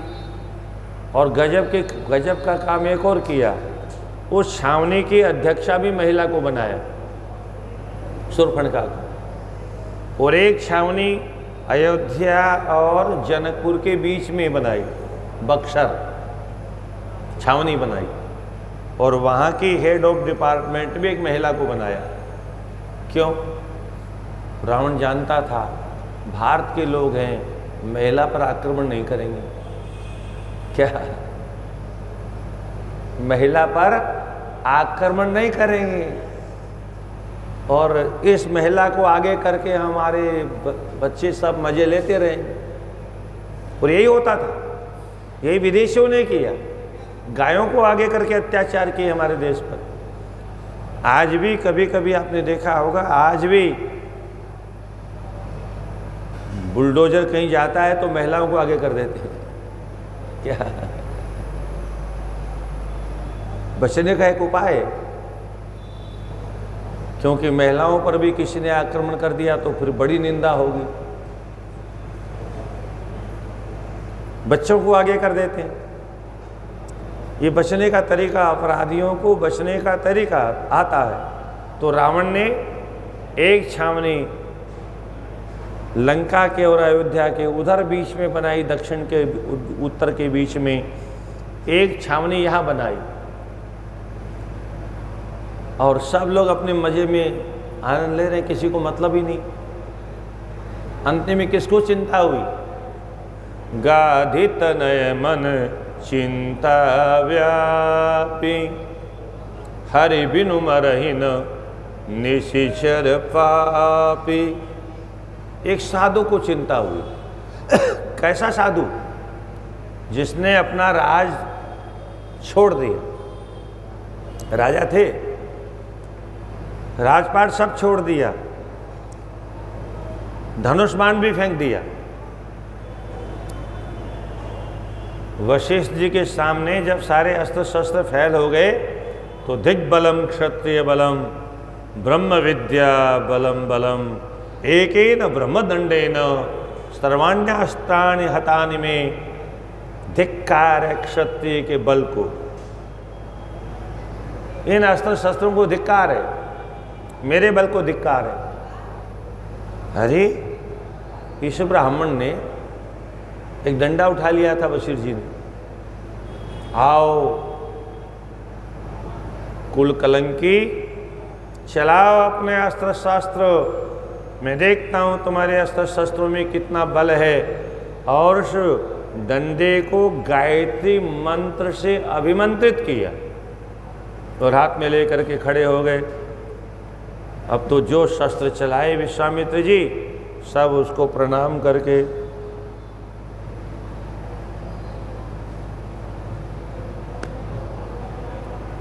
और उनका चेहरा देखने लायक था। इतने तीक्ष्ण, इतने शक्ति संपन्न, कितनी तपस्या के बाद में भोले बाबा की तपस्या करके लाए। हाँ, भोले बाबा को बहुत प्रसन्न किया, उनसे अस्त्र शस्त्र याचना की, पर वो सारे शस्त्र ब्रह्म गायत्री के सामने सब नतमस्तक हो गए। तब उन्होंने साहब फेंक, देख पर क्या ब्रह्म तेज होता था सज्जनों। आज वो ब्रह्म तेज कहाँ चला गया? मेकाले की शिक्षा की वजह से ब्रह्म तेज खत्म हो गया। ब्रह्मचर्य आश्रम ही खत्म हो गया। किसी को पता ही नहीं ब्रह्मचर्य आश्रम होता क्या है, ब्रह्मचारी क्या होता है किसी को पता नहीं। ब्रह्मचारी का महत्व क्या होता है, ब्रह्मचर्य का महत्व क्या होता है, किसी को नहीं पता। नर और नारी दोनों ने सिनेमा देख देख करके, मोबाइल देख देख करके सब अपना चरित्र नष्ट कर लिया। तो ब्रह्म तेज की कल्पना कहाँ से कर सकते हैं हम? हमारा शास्त्र कहता है मरणम बिंदुपातेन जीवनम बिंदु धारणात्। अपने तेज का क्षरण करना यही मृत्यु है और अपने तेज को सुरक्षित रखना यही अमरत्व है। परंतु वर्तमान में ऐसा नहीं, भोग भोगो, आंख बंद कर दो, इतना ही जीवन है और कुछ नहीं। मूर्खों के अपने संप्रदाय हैं। तो चिंता किसको होती है? साधु को होती है। सबको छोड़ने के बाद में भजन करने आए विश्वामित्र जी को रावण का अनाचार, अत्याचार, पापाचार बढ़ता हुआ जब देखा, सारे राजा महाराजा सो रहे थे, जनक जी भी आनंद में थे, दशरथ जी भी आनंद में थे। अच्छा, भगवान का अवतार भी हो गया है। किस लिए? हरिहं सकल भूमि गरुआई, निर्भय हो देव समुदाय। निश्चित हो जाओ, निश्चित हो गए से। अब भगवान तो भगवान है, वो तो निर्गुण है, सगुण बन गए, पर उनके अंदर लक्षण वही हैं, इसलिए उनको कोई मतलब नहीं। क्या? भगवान निर्गुण से सगुण बन गए, परंतु कुछ करने को तैयार नहीं, अयोध्या से बाहर निकलने को तैयार नहीं। और जब तक अयोध्या से बाहर भगवान निकलेंगे नहीं, तब तक रावण का विनाश कैसे होगा? किसी को कोई मतलब नहीं। तब अंततोगत्वा संत के हृदय में समाज के कष्ट को देख के दर्द हुआ, पीड़ा हुई, चिंता हुई। लोग तो आजकल कहते हैं साधु को राजनीति से क्या मतलब। अरे हमारा इतिहास भरा पड़ा है भाई। अगर समाज की कोई चिंता करेगा तो सचमुच साधु ही करेगा। बाकी हम तो अपनी चिंता से परेशान हैं। क्या हमको तो हमारी अपनी चिंता उससे ही फुर्सत नहीं है। हम समाज के बारे में कहाँ सोचेंगे। हमको अगर हमारी कुर्सी जाती हुई दिखाई दी तो हम तो राबड़ी को ही बैठा देंगे, अंगूठा छाप को ही। हमको दुनिया से क्या मतलब। भले ही हमारे घर वाली मूर्ख है पर दुनिया वालों से बुद्धिमान है, दूसरे को नहीं बैठने देंगे। जिसको अपने परिवार की चिंता होती है ऐसा ही करता है, दूसरे को मौका नहीं, चाहे कितना भी योग्य क्यों ना हो। तो जिन लोगों के ये संस्कार हैं उनसे हम समाज की चिंताओं का, समाज की समस्याओं का समाधान अगर चाहें, वो तो अपने परिवार की समस्या का समाधान नहीं कर पाए, उसी में मस्त हैं। समाज की समस्या को कौन देखेगा? जिसकी अपनी कोई समस्या नहीं है, जिसको अपने परिवार की चिंता नहीं है।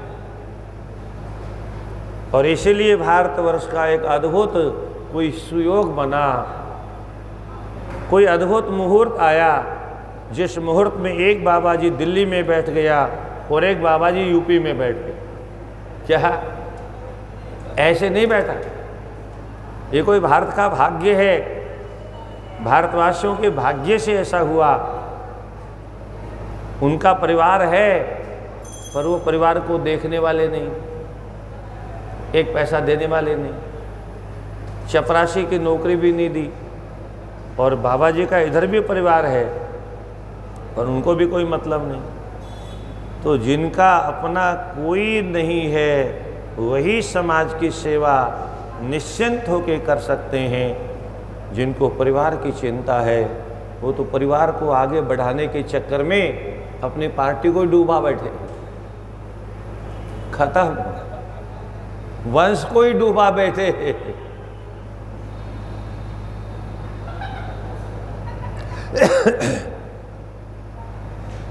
सब बर्बाद हो गया पर अपने परिवार का पीछा नहीं छोड़ेंगे।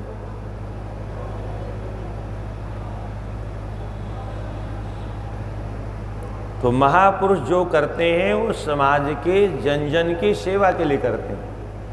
और विश्वामित्र जी ने जो किया उनका उसमें अपना कोई स्वार्थ नहीं था, केवल भगवान को अयोध्या से बाहर निकालना था। और निकाल के क्या करना था? शक्ति से जोड़ना था। क्योंकि ब्रह्म को जब तक शक्ति से जोड़ेंगे नहीं तब तक ब्रह्म किसी काम का नहीं। ब्रह्म तो स्वयं अपने आप में एक ब्रह्म है। शक्ति के बिना ब्रह्म कुछ कर नहीं सकता। और इसलिए ये विधि, ये विधा उन संतों के पास में है और उन्होंने भीख मांगी इसके लिए, स्वयं भिखारी होना मंजूर कर लिया। जबकि कोई बड़ा आदमी जल्दी किसी के सामने भीख नहीं मांगता। और विश्वामित्र जी कोई छोटे मोटे पहले भी नहीं थे, आज भी नहीं। फिर भी जन जन के कल्याण के लिए हाथ फैलाया और राम जी को मांग के लेके आए। और फिर सीता जी से गठबंधन करवाया। सीता जी मतलब आदि शक्ति भगवती पराम्बा, जगत जननी शक्ति स्वरूपा माँ से गठबंधन करवाया, अर्थात भगवान को शक्ति से संपन्न कर दिया। और उसी शक्ति पर रावण ने जब अटैक किया तब रावण का विनाश हो गया। यही हुआ ना। अगर वो न राम जी को यहाँ से निकालते, न सीता जी से गठबंधन करवाते, न सीता जी अयोध्या में आती, न सीता जी उधर जाती, तो रावण भी मस्त था, सब काम चल ही रहा था।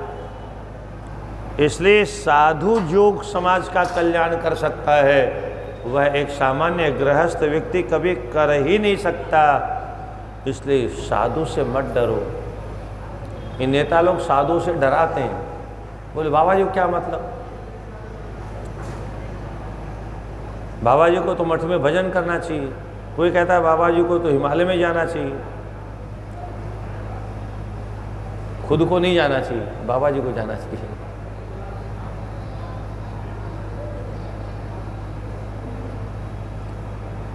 इसलिए सज्जनों, साधु से नेता कोई डराए आपको तो साधु से मत डरो, डरना हो तो दुष्टों से डरो।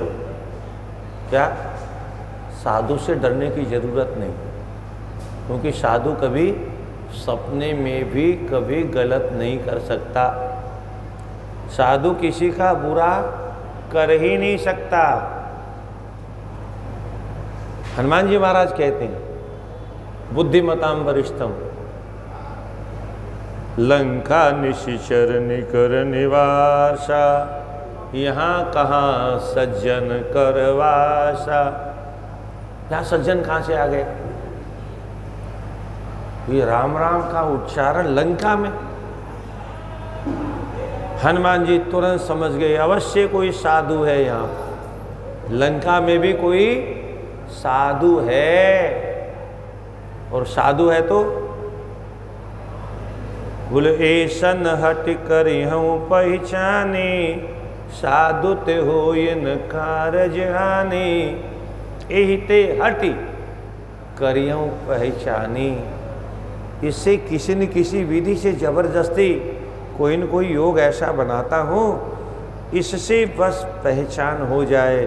अगर ये साधु है तो उससे हमारा नुकसान होने वाला नहीं। नुकसान तो रावण से होगा, है? साधु से कैसे नुकसान होगा? साधु से कभी नुकसान नहीं। साधु किसी का बुरा कर ही नहीं सकता।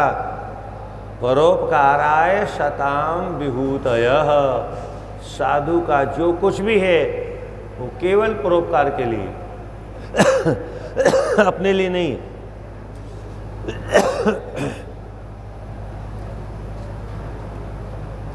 हम लोग अपने लिए इकट्ठा करते हैं, साधु अगर कदाचित कोई इकट्ठा भी करेगा तो परोपकार के लिए करेगा। अगर सच्चा साधु है तो, सच्चा साधु है तो पहले इकट्ठा करेगा, नहीं इकट्ठा करेगा तो किसी भले कार्य के लिए संग्रह करेगा। तो साधु से डरने की जरूरत नहीं है। अपवादम न च कुर्यात् कलहम दूरतस्त्यजेत, कलह नहीं करनी चाहिए कभी भी। कलह मतलब झगड़ा। और हमारा तो ये युग ही कलयुग है। इस कलयुग का मतलब ही है क्या? कलह युग। कौन सा युग है? यह कलह युग है। कलह मतलब झगड़े का युग। इसमें हमेशा झगड़े होने का डर बना ही रहता है। कब किस में झगड़ा हो जाए इसकी कोई गारंटी नहीं है। बाप बेटे में झगड़ा, भाई भाई में झगड़ा, पति पत्नी में झगड़ा, अड़ोसी पड़ोसी में झगड़ा, मित्र मित्र में झगड़ा। कलह युग है। इस कलह युग में झगड़े से बचना अगर हो तो अपने अपने घरों में भगवान के नाम का कीर्तन अवश्य होना चाहिए। जिस घर में भगवान के नाम का संकीर्तन होता है वहाँ पर कलयुग का प्रवेश जल्दी नहीं होता। पर हम कीर्तन करना भूल गए क्या? अब तो कीर्तन कथा में भी अगर कथावाचक कोई कीर्तन करवाता है तो 80% लोग मौन ही बैठे रहते हैं। क्या? मुंह से भगवान का नाम निकलता ही नहीं।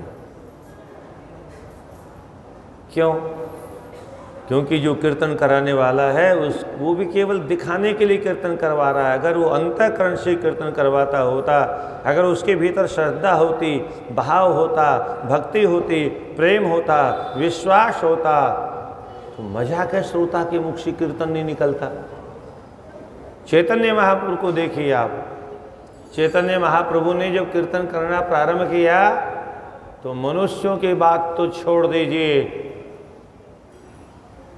अरे जंगल के जानवर, राधे राधे,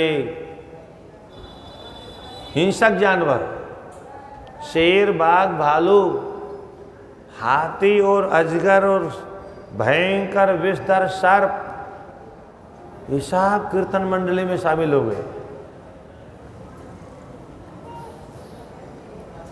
अगर सचमुच में कोई संत महात्मा अंतःकरण से कीर्तन करेगा, उनकी जो ध्वनि निकलेगी, वो जो नाद निकलेगा, उस नाद का जहाँ तक असर होगा वहाँ तक के व्यक्तियों पर उसका असर होगा।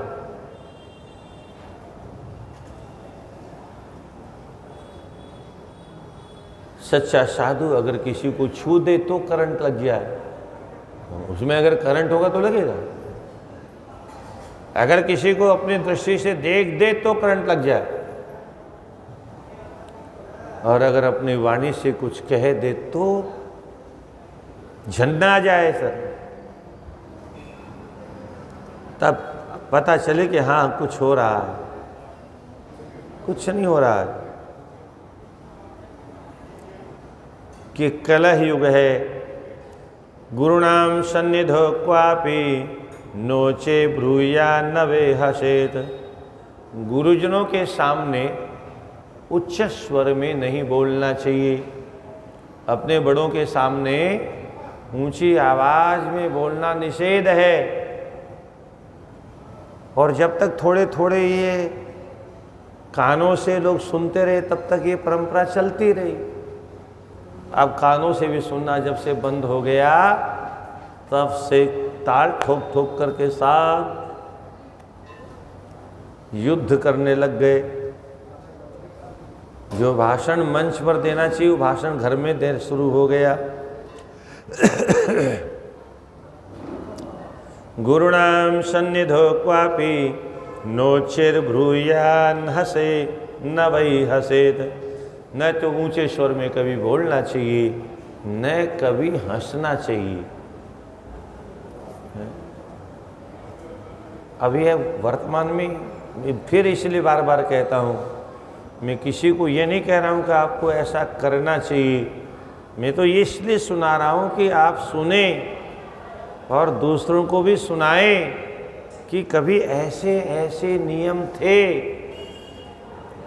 और हमारे देश में इन नियमों का भी पालन होता था। इसलिए कौशल्या जी के सामने पहली बार सीता जी को जब अवसर आया, क्योंकि बिना बोले तो काम चलने वाला नहीं है।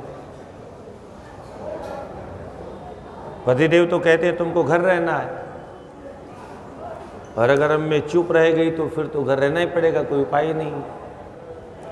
तो उस समय भगवती कहती है, स्वामी मुझे क्षमा करना, मैं पहली बार आपके सामने बोल रही हूँ। क्या कहा? पहली बार माँ के सामने बोल रही हूँ, पर ये मेरी मजबूरी है,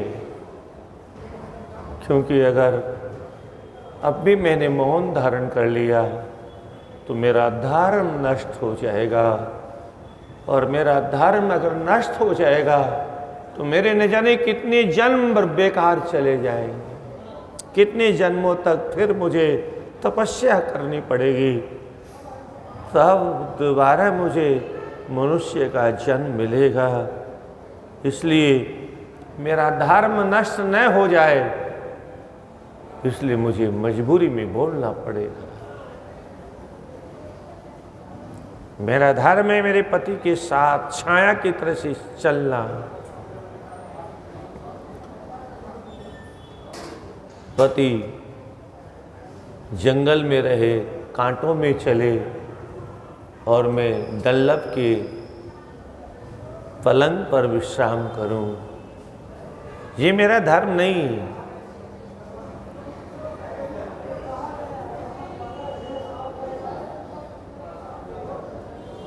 आज तो कुछ भी संभव है।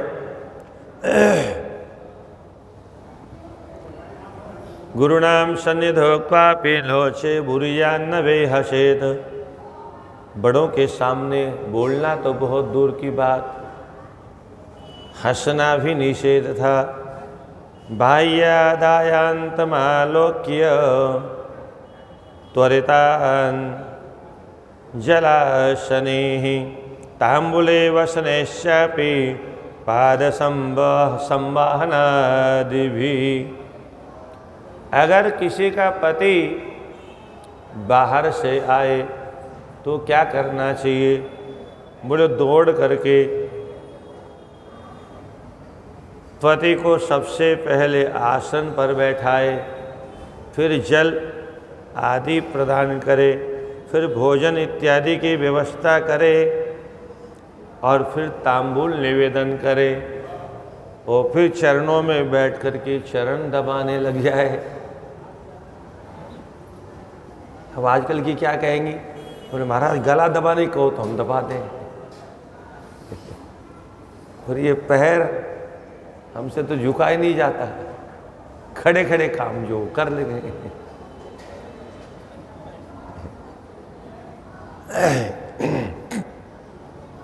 बाह्यादायांतमालोक्य त्वरितान् अंजलाशनेः तांबूले वसनेश्चापि पाद संवाहनादिभिः। कैसी कैसी विधियां थी, और ये सब होता था।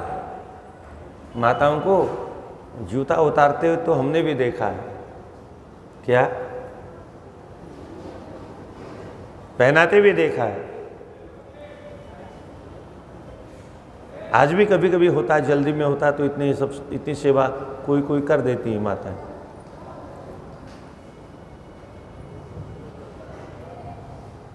तो चरणों की सेवा करने बैठ जाए। तथैव चाटु वचने खेद सन्नोदने परेः या प्रियं प्रीणयेत् प्रीतः त्रिलोकी प्रीणिता तया। और चरणों में बैठ के पैर दबाते हुए मीठी मीठी बातों से स्वामी की जो थकावट है उसको दूर करने का प्रयास करें। खेद सन्नोदने ही परे। जो खेद यानी बाहर से आदमी आता है तो थका हुआ आता है, परेशान आता है, न जाने मालिक ने कुछ कहा हो, न जाने कोई नुकसान हो गया हो, पता नहीं किस संकट में है। आजकल क्या होगा, जाते समय लिस्ट दे दी 2 हाथ वाली, आते समय सामान लेके आना, और देखो सुन लो कान खोल के, खाली हाथ घर में घुसने नहीं दूंगी, और अगर खाली हाथ आए तो बेलन मेरे हाथ में होगा। क्या? और गलती से सामान बिना लिए आ गए, सामान कहाँ है? अरे देवी, वो तो ऐसा हुआ आज, वो पैसा ही नहीं बचा, मुझे नहीं मालूम, सामान क्यों नहीं लेके आए? तो कल ले आऊं। कुछ नहीं, अभी जाओ लेके आओ। अरे पानी, कोई पानी नहीं, चाय पानी बाद में। अच्छा, यही काम बेटे से कहा, बेटा भूल गया, नहीं लाया, कोई बात नहीं, कोई बात नहीं, कल ले आना, कल ले आना। बेटे के सामने बोलने की हिम्मत नहीं है। ये दादागिरी तो वही चल सकती है। तथैव चाटु वचने, मधुर वचनों में अपने स्वामी का सत्कार करना चाहिए। और बाहर से आया हुआ किस परेशानी में है, हमारे यहाँ तो यह भी कहा गया है, बाहर से आते ही, आज भी माताओं को इस विषय पर ध्यान रखना चाहिए, अगर घर में शांति रखना चाहते हो तो आते ही घर की किसी समस्या को आ जाए, हो गया वो, हो गया वो, पता नहीं कैसी समस्याओं से निकल करके आए हैं। दाल रोटी ऐसे तो मिलती नहीं सीधे सीधे, तो आते ही तुमने और ऊपर से बोझा डाल दिया। वो पहले से ही परेशान था, तुमने 5 मन वजन और डाल दिया। वो पहले से ही खोपड़ी में दर्द हो रहा था, तुमने और पहाड़ पटक दिया। अब बेचारा क्या करेगा, एक दिन पागल हो जाएगा। इसलिए आते ही, और कभी कभी बहुत नाराज हो पति, उस समय भी नहीं बोलना चाहिए, उस समय भी कुछ नहीं कहना चाहिए। कब कहना चाहिए? जब शांत हो जाए। उस समय कहने से कोई फायदा इसलिए नहीं है कि उस समय सुनेगा ही नहीं, फायदा क्या हुआ कहने से। घर गृहस्थी कैसे चलानी होती है, हमारा शास्त्रों में सब कुछ लिखा है। ब्रह्मचर्य आश्रम को कैसे चलना है, गृहस्थ आश्रम को कैसे चलाना है, वानप्रस्थ आश्रम को कैसे चलाना है, संन्यास आश्रम वालों को कैसे चलना है, सब कुछ लिखा है इनमें। और इसलिए इन ग्रंथों को सुनने की आवश्यकता है और क्रमशः सुनने की आवश्यकता है। होना तो ये चाहिए कि एक भी श्लोक नहीं छूटना चाहिए, एक भी श्लोक। पता नहीं कौन सा श्लोक ऐसा है जो हमारे काम का था, वही छूट गया।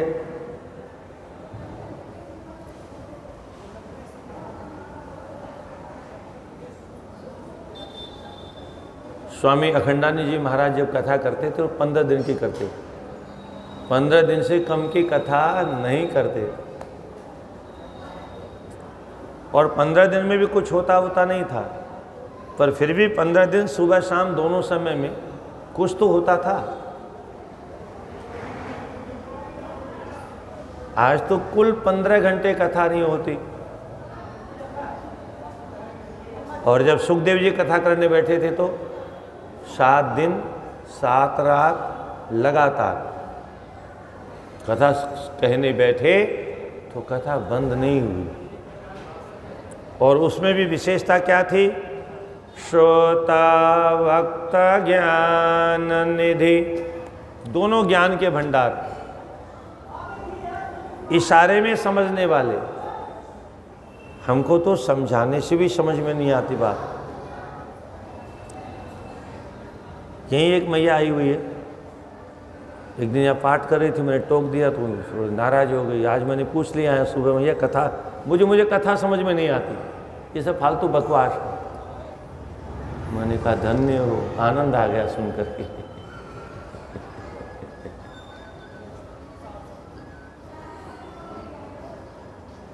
जो 1-2 दिन के लिए आते हैं उनकी तो मजबूरी है, वो नहीं बैठ सकते।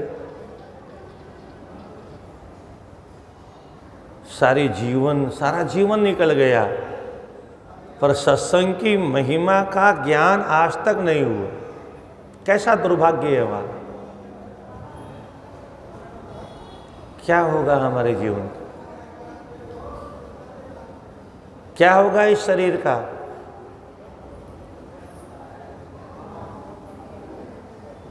कहाँ से संस्कार आएंगे?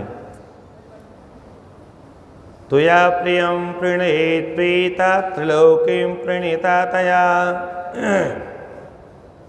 जो अपने प्रियतम को अपने व्यवहार से प्रसन्न कर लेती है, वो तीनों लोकों को प्रसन्न कर लेता है। कितनी बड़ी बात लिखी है। और इसको थोड़ा और आप समझना चाहो तो यही सत्य है सज्जनों। किसी भी जीव की आत्मा को हमने प्रसन्न कर लिया, अपनी सेवा से, केवल पति ही की बात नहीं कर रहा हूं मैं, किसी की आत्मा को आपने सेवा से प्रसन्न कर लिया, आत्मा ही तो परमात्मा है। आत्मा ही तो परमात्मा है।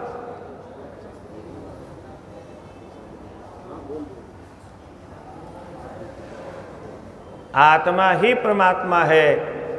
किसी की सेवा के द्वारा हमने उसकी आत्मा को संतुष्ट कर दिया, उसकी आत्मा प्रसन्न हो गई, तो आत्मा के प्रसन्न होते ही परमात्मा प्रसन्न हो गए, क्योंकि आत्मा ही परमात्मा है। हमारे भीतर जो आत्मा विद्यमान है वही आत्मा ही परमात्मा है। जिस परमात्मा के द्वारा ये हाड़ मांस का पुतला भी अच्छा लगता है, जिस परमात्मा के यहाँ बैठने मात्र से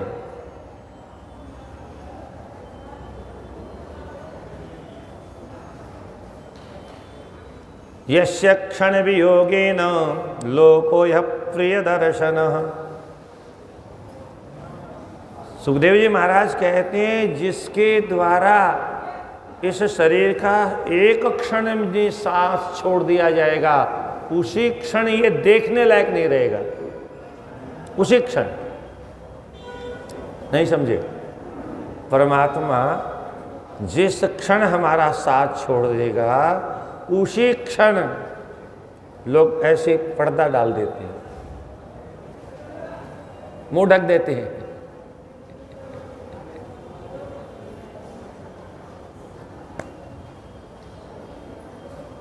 पता चलते, अच्छा ऐसा पता चल जाए कि अब ये मरने वाला है तो बिस्तर से नीचे उतार देते हैं।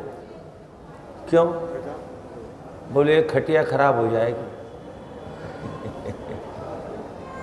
अगर इस पर मर गया तो खटिया और बाहर निकालनी पड़ेगी, पलंग और बाहर निकालना पड़ेगा 10,000 का। नीचे उतारो, नीचे उतारो। हालांकि हम मट्टी का लोंदा है, इसलिए धरती माता के ऊपर ही शोभा पाता है। मट्टी का लोंदा मतलब धरती भी मट्टी है, ये शरीर भी मट्टी का है, तो धरती माता की गोद में लिटाया जाता है, माँ की गोद में। ये भी मट्टी है, वो भी मट्टी है। मट्टी को मट्टी में ही मिलना है। ये पहले भी मट्टी थी, आज भी मट्टी है।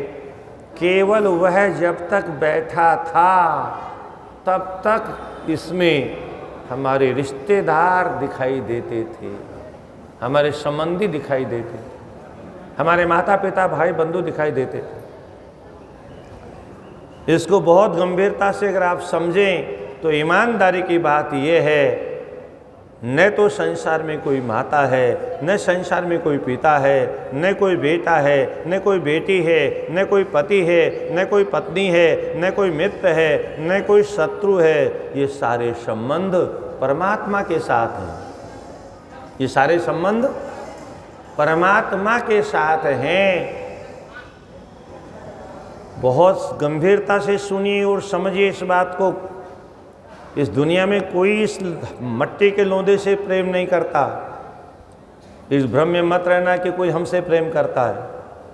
हमसे कोई प्रेम करने वाला हो तो मरने के बाद में करके दिखाए, जिसको मुर्दा कहते हैं, जिसको मुर्दा कहते हैं। अगर दुनिया में कोई हमको ही मानने वाला हो, इस शरीर से ही प्रेम करने वाला हो, तो कोई माई का लाल चाहे कामदेव से ज़्यादा सुंदर क्यों न हो, पर आत्मा निकलने के बाद में दुनिया में उसे कोई घर में रखने वाला नहीं।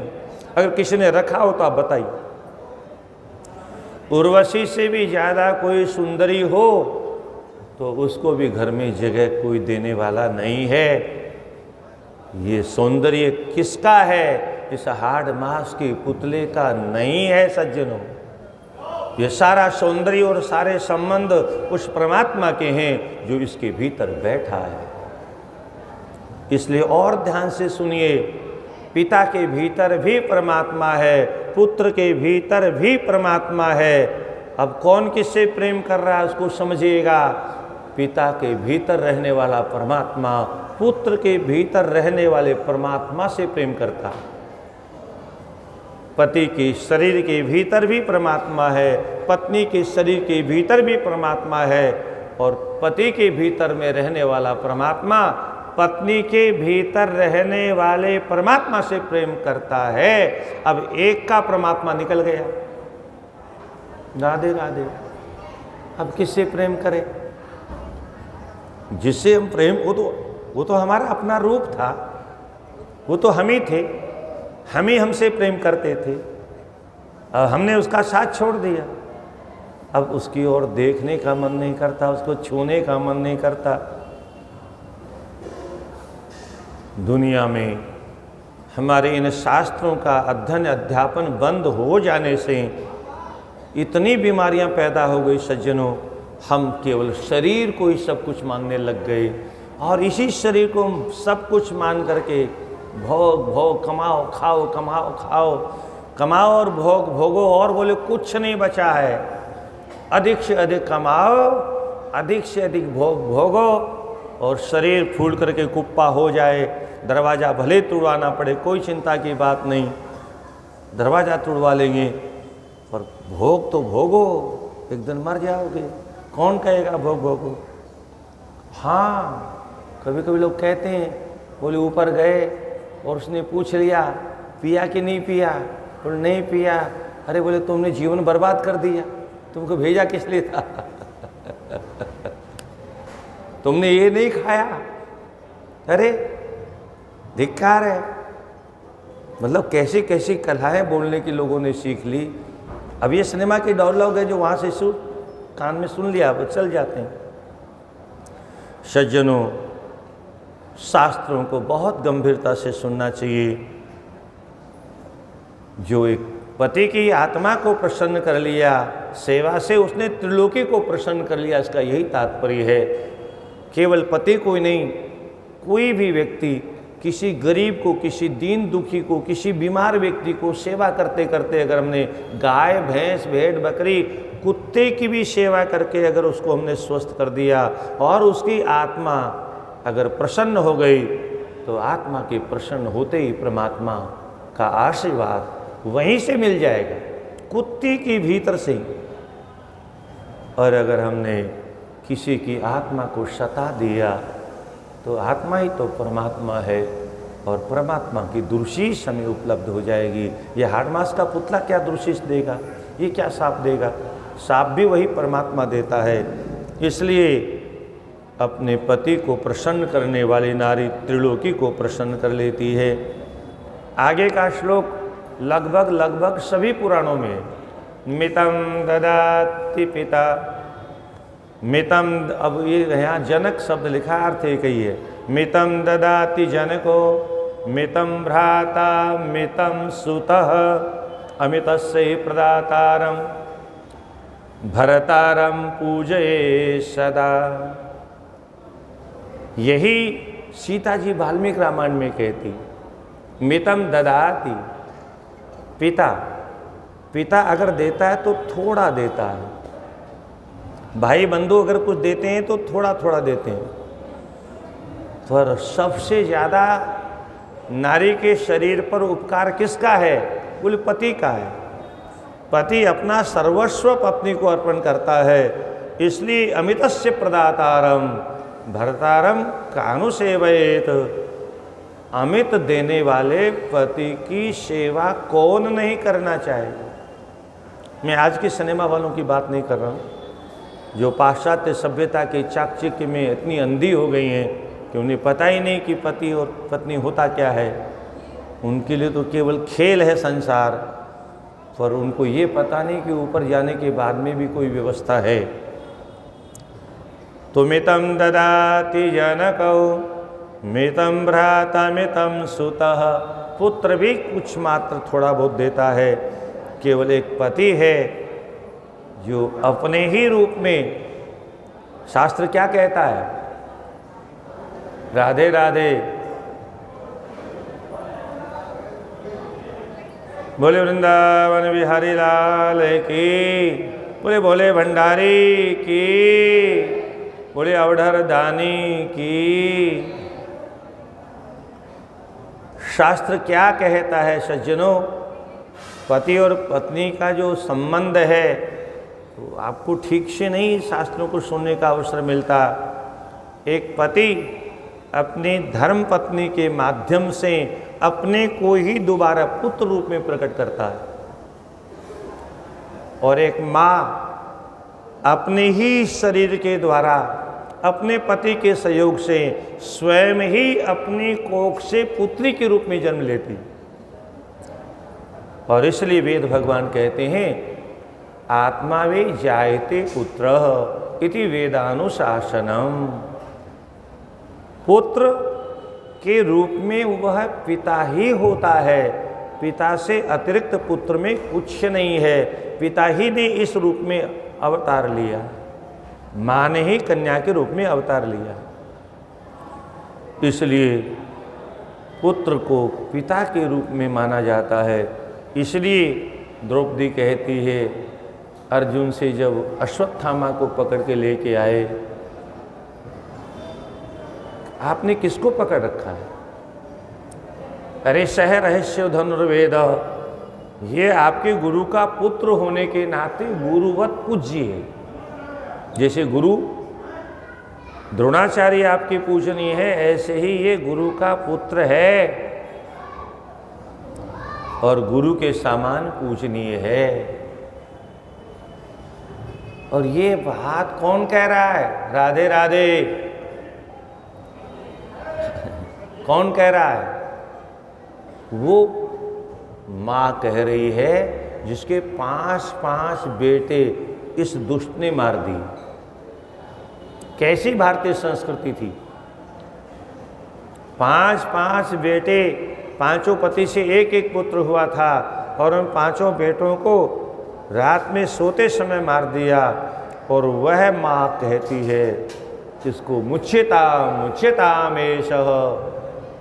नितराम ब्राह्मणो गुरु। आप इसे छोड़ दीजिए, ब्राह्मण है, ब्राह्मण होने के नाते हम सबका गुरु है और गुरु को बांधना उचित नहीं है। आज की कोई माँ होती तो क्या करती? अगर किसी ने बेटा मार दिया होता तो उसको नोच लेती है, यही होता ना। अथवा 1000-2000 गालियाँ तो दे ही देती। पर हमारी संस्कृति कैसी थी? एक नहीं 10 श्लोक वहाँ पर भागवत जी में द्रौपदी ने अश्वत्थामा को छोड़ने के लिए कहा।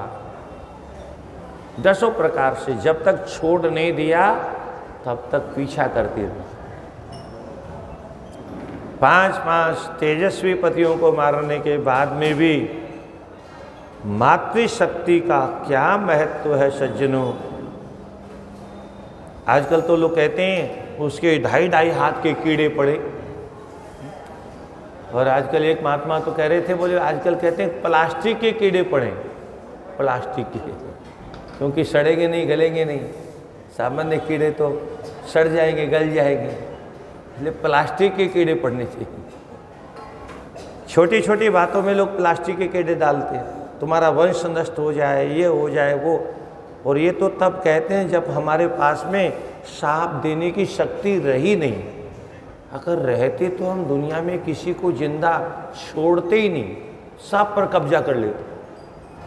हाँ, सब पर कब्जा। शक्ति क्यों नहीं रही? क्योंकि न तप हमारे पास रहा, न जप हमारे पास रहा, न कोई साधना हमारे पास रही, न हमारे ग्रंथ हमारे पास में रहे, न हमारा धर्म हमारे पास में रहा। तो तेज आएगा कहाँ से? शक्ति आएगी कहाँ से? शक्ति तो तप से संचित होती है। चाहे हिरण्याक्ष ने शक्ति का संचय किया हो, चाहे हिरण्यकश्यपु ने शक्ति का संचय किया हो, चाहे रावण ने शक्ति का संचय किया हो, जिसने शक्ति का संचय किया उसने तपस्या की। तपस्या के बल पर उसने ब्रह्मादिक को बुलाने पर मजबूर किया, शिवादिक को आने के लिए मजबूर किया, भगवान विष्णु को आने के लिए मजबूर किया, इंद्र को आने के लिए मजबूर किया और वरदान देने के लिए मजबूर किया। कोई बैठे बैठे झोली में नहीं डाल गया। बुद्धिर्यस्य बलम तस्य निर्बुद्धिस्तु कुतो बलम। जिसने अपनी बुद्धि के बल पर तपस्या नहीं की उसके जीवन में कहाँ से शक्ति आएगी। और बिना इन ग्रंथों को पढ़े हमारा धर्म सुरक्षित नहीं रह सकता। और धर्म को हम नहीं जानते, इसलिए हम तपस्या करते नहीं।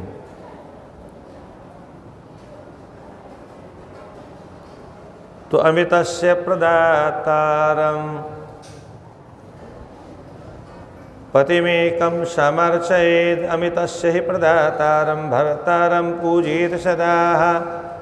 आगे कहते हैं भरता देवो गुरुर्भरता धर्म तीर्थव्रतानि च तस्मात् सर्वं परित्यज्य पतिमेकं समर्चयेत। पति भरता देवो, देवता भी अगर है तो वो पति है, धर्म है तो भी पति है, गुरु है तो भी पति है, स्वामी है तो पति है, तीर्थ है तो भी पति है, व्रत है तो भी पति है। इसलिए तस्मात् सर्वं परित्यज्य, अलग अलग किसी देवता को प्रसन्न करना, अलग अलग किसी गुरु को प्रसन्न करना, अलग अलग किसी तीर्थ में जाकर के अपने आप को पवित्र बनाने का प्रयास करना, गंगा जमुना नदी में नहा करके अपने को पवित्र होने का प्रयास करना, पूजा अब समर्चन करके अपने आप को पवित्र होने का प्रयास करना, इससे अच्छा है एकमात्र जो पति, जिसमें सभी देवताओं का निवास है, जिसमें सभी भगवानों का निवास है, जिसमें सभी तीर्थों का निवास है, क्यों न उसी को प्रसन्न कर लिया जाए। एक ही साधे सब सधे, सब साधे सब जाए। कितना सरल सरल उपाय बताया गया, और इन सारे उपायों का एकमात्र उद्देश्य ये रहा, हमारे समाज में किसी भी तरह से वर्ण संकर संतान का जन्म न हो, अन्यथा वो नरक में ले जाएगी। नरक के पहले नहीं छोड़े। राधे राधे। तो भरता देवो गुरुर्भरता, गुरु से जो शिक्षा मिलने वाली है वह भी वहीं से उपलब्ध होगी। पुराने जमाने में सब पढ़े लिखे होते थे, शास्त्रों को पढ़ते थे। ब्राह्मण क्षत्रिय वैश्य सब गुरुकुल में जाते थे और गुरुकुल में सभी शास्त्रों का अध्ययन करते थे, और जो जो अध्ययन किया आवश्यकता के अनुसार अपनी पत्नी को भी शेयर करते रहते। और हम तो आज भी कहते हैं, जो कथा आप सुन रहे हो, जो आपके परिवार के सदस्य नहीं सुन रहे हैं, जो यहाँ साधना यूट्यूब में भी जो देख रहे हैं, उनका भी दायित्व बनता है जो नहीं सुन रहे वहाँ तक उसको पहुँचाना, क्योंकि कोई अच्छी कथा हो तो उसको अधिक से अधिक लोगों तक पहुँचाना चाहिए।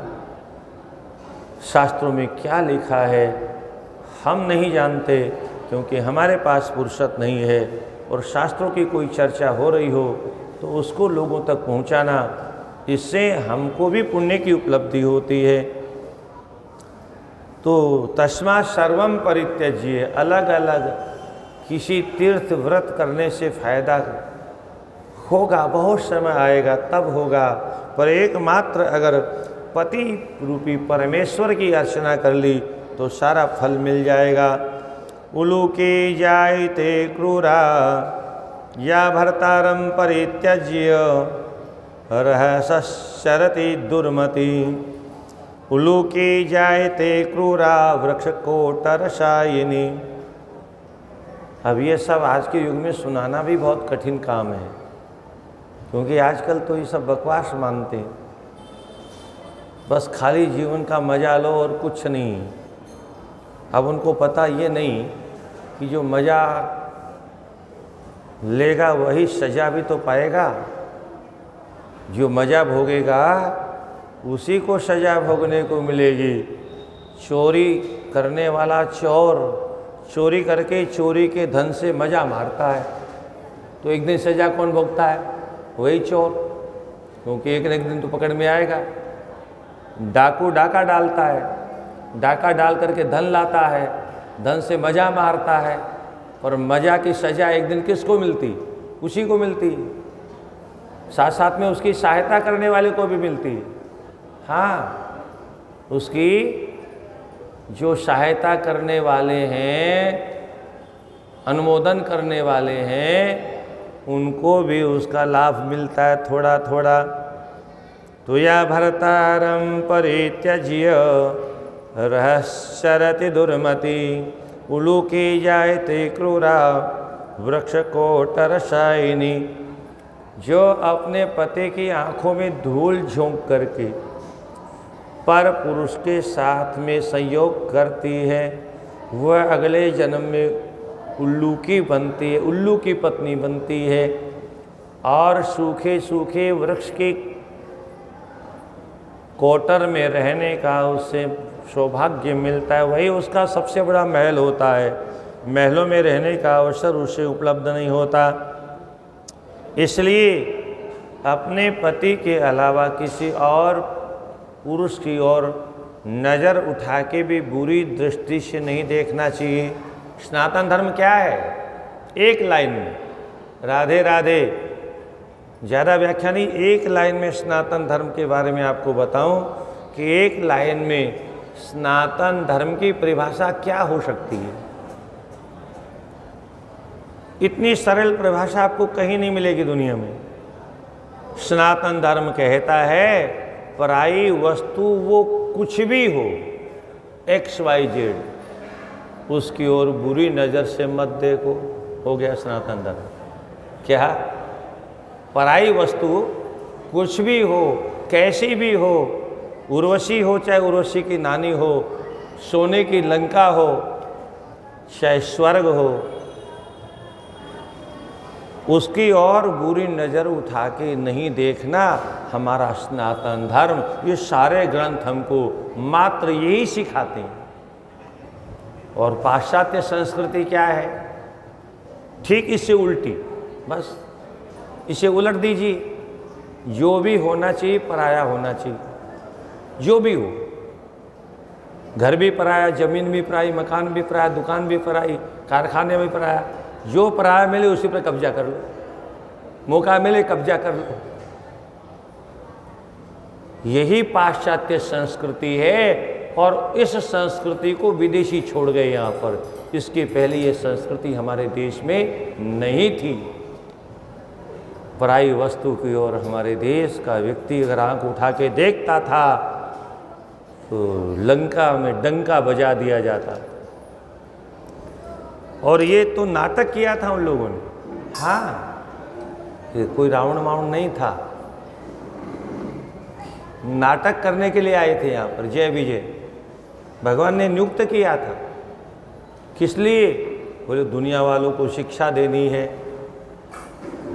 हम नाटक करके पहले रिहर्सल करेंगे यहाँ पर, और फिर दुनिया में जाके नाटक करके फिर किसका क्या धर्म है ये सारे संसार वालों को बताएंगे। इसके लिए भगवान यहाँ नाटक करने आते हैं। और हम उस विधि को केवल वो राम जी आए रही हुआ कहानियों में कुछ नहीं। भगवान ने जो जो किया वही धर्म है, रावण ने जो जो किया वही अधर्म है। मात्र इतनी शिक्षा देने के लिए इतना बड़ा बाउंडर हुआ और हम आज तक कुछ समझ नहीं पाए, क्योंकि विधि पूर्वक हमको कोई समझाने को तैयार नहीं। पुराने लोग सब समझ जाते थे, क्योंकि श्रोता वक्ता ज्ञान निधि। अब कुछ और पातिव्रत्य धर्म की चर्चा बची है। 4 प्रकार की पतिव्रताएँ होती हैं।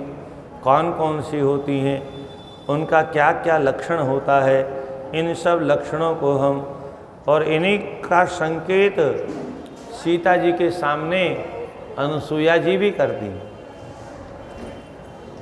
इसको हम 4 बजे तो नहीं, 4 सवा 4 के बीच में प्रारंभ करेंगे। हर हर महादेव शंभो काशी विश्वनाथ गंगे। हर हर महादेव शंभो काशी विश्वनाथ गंगे।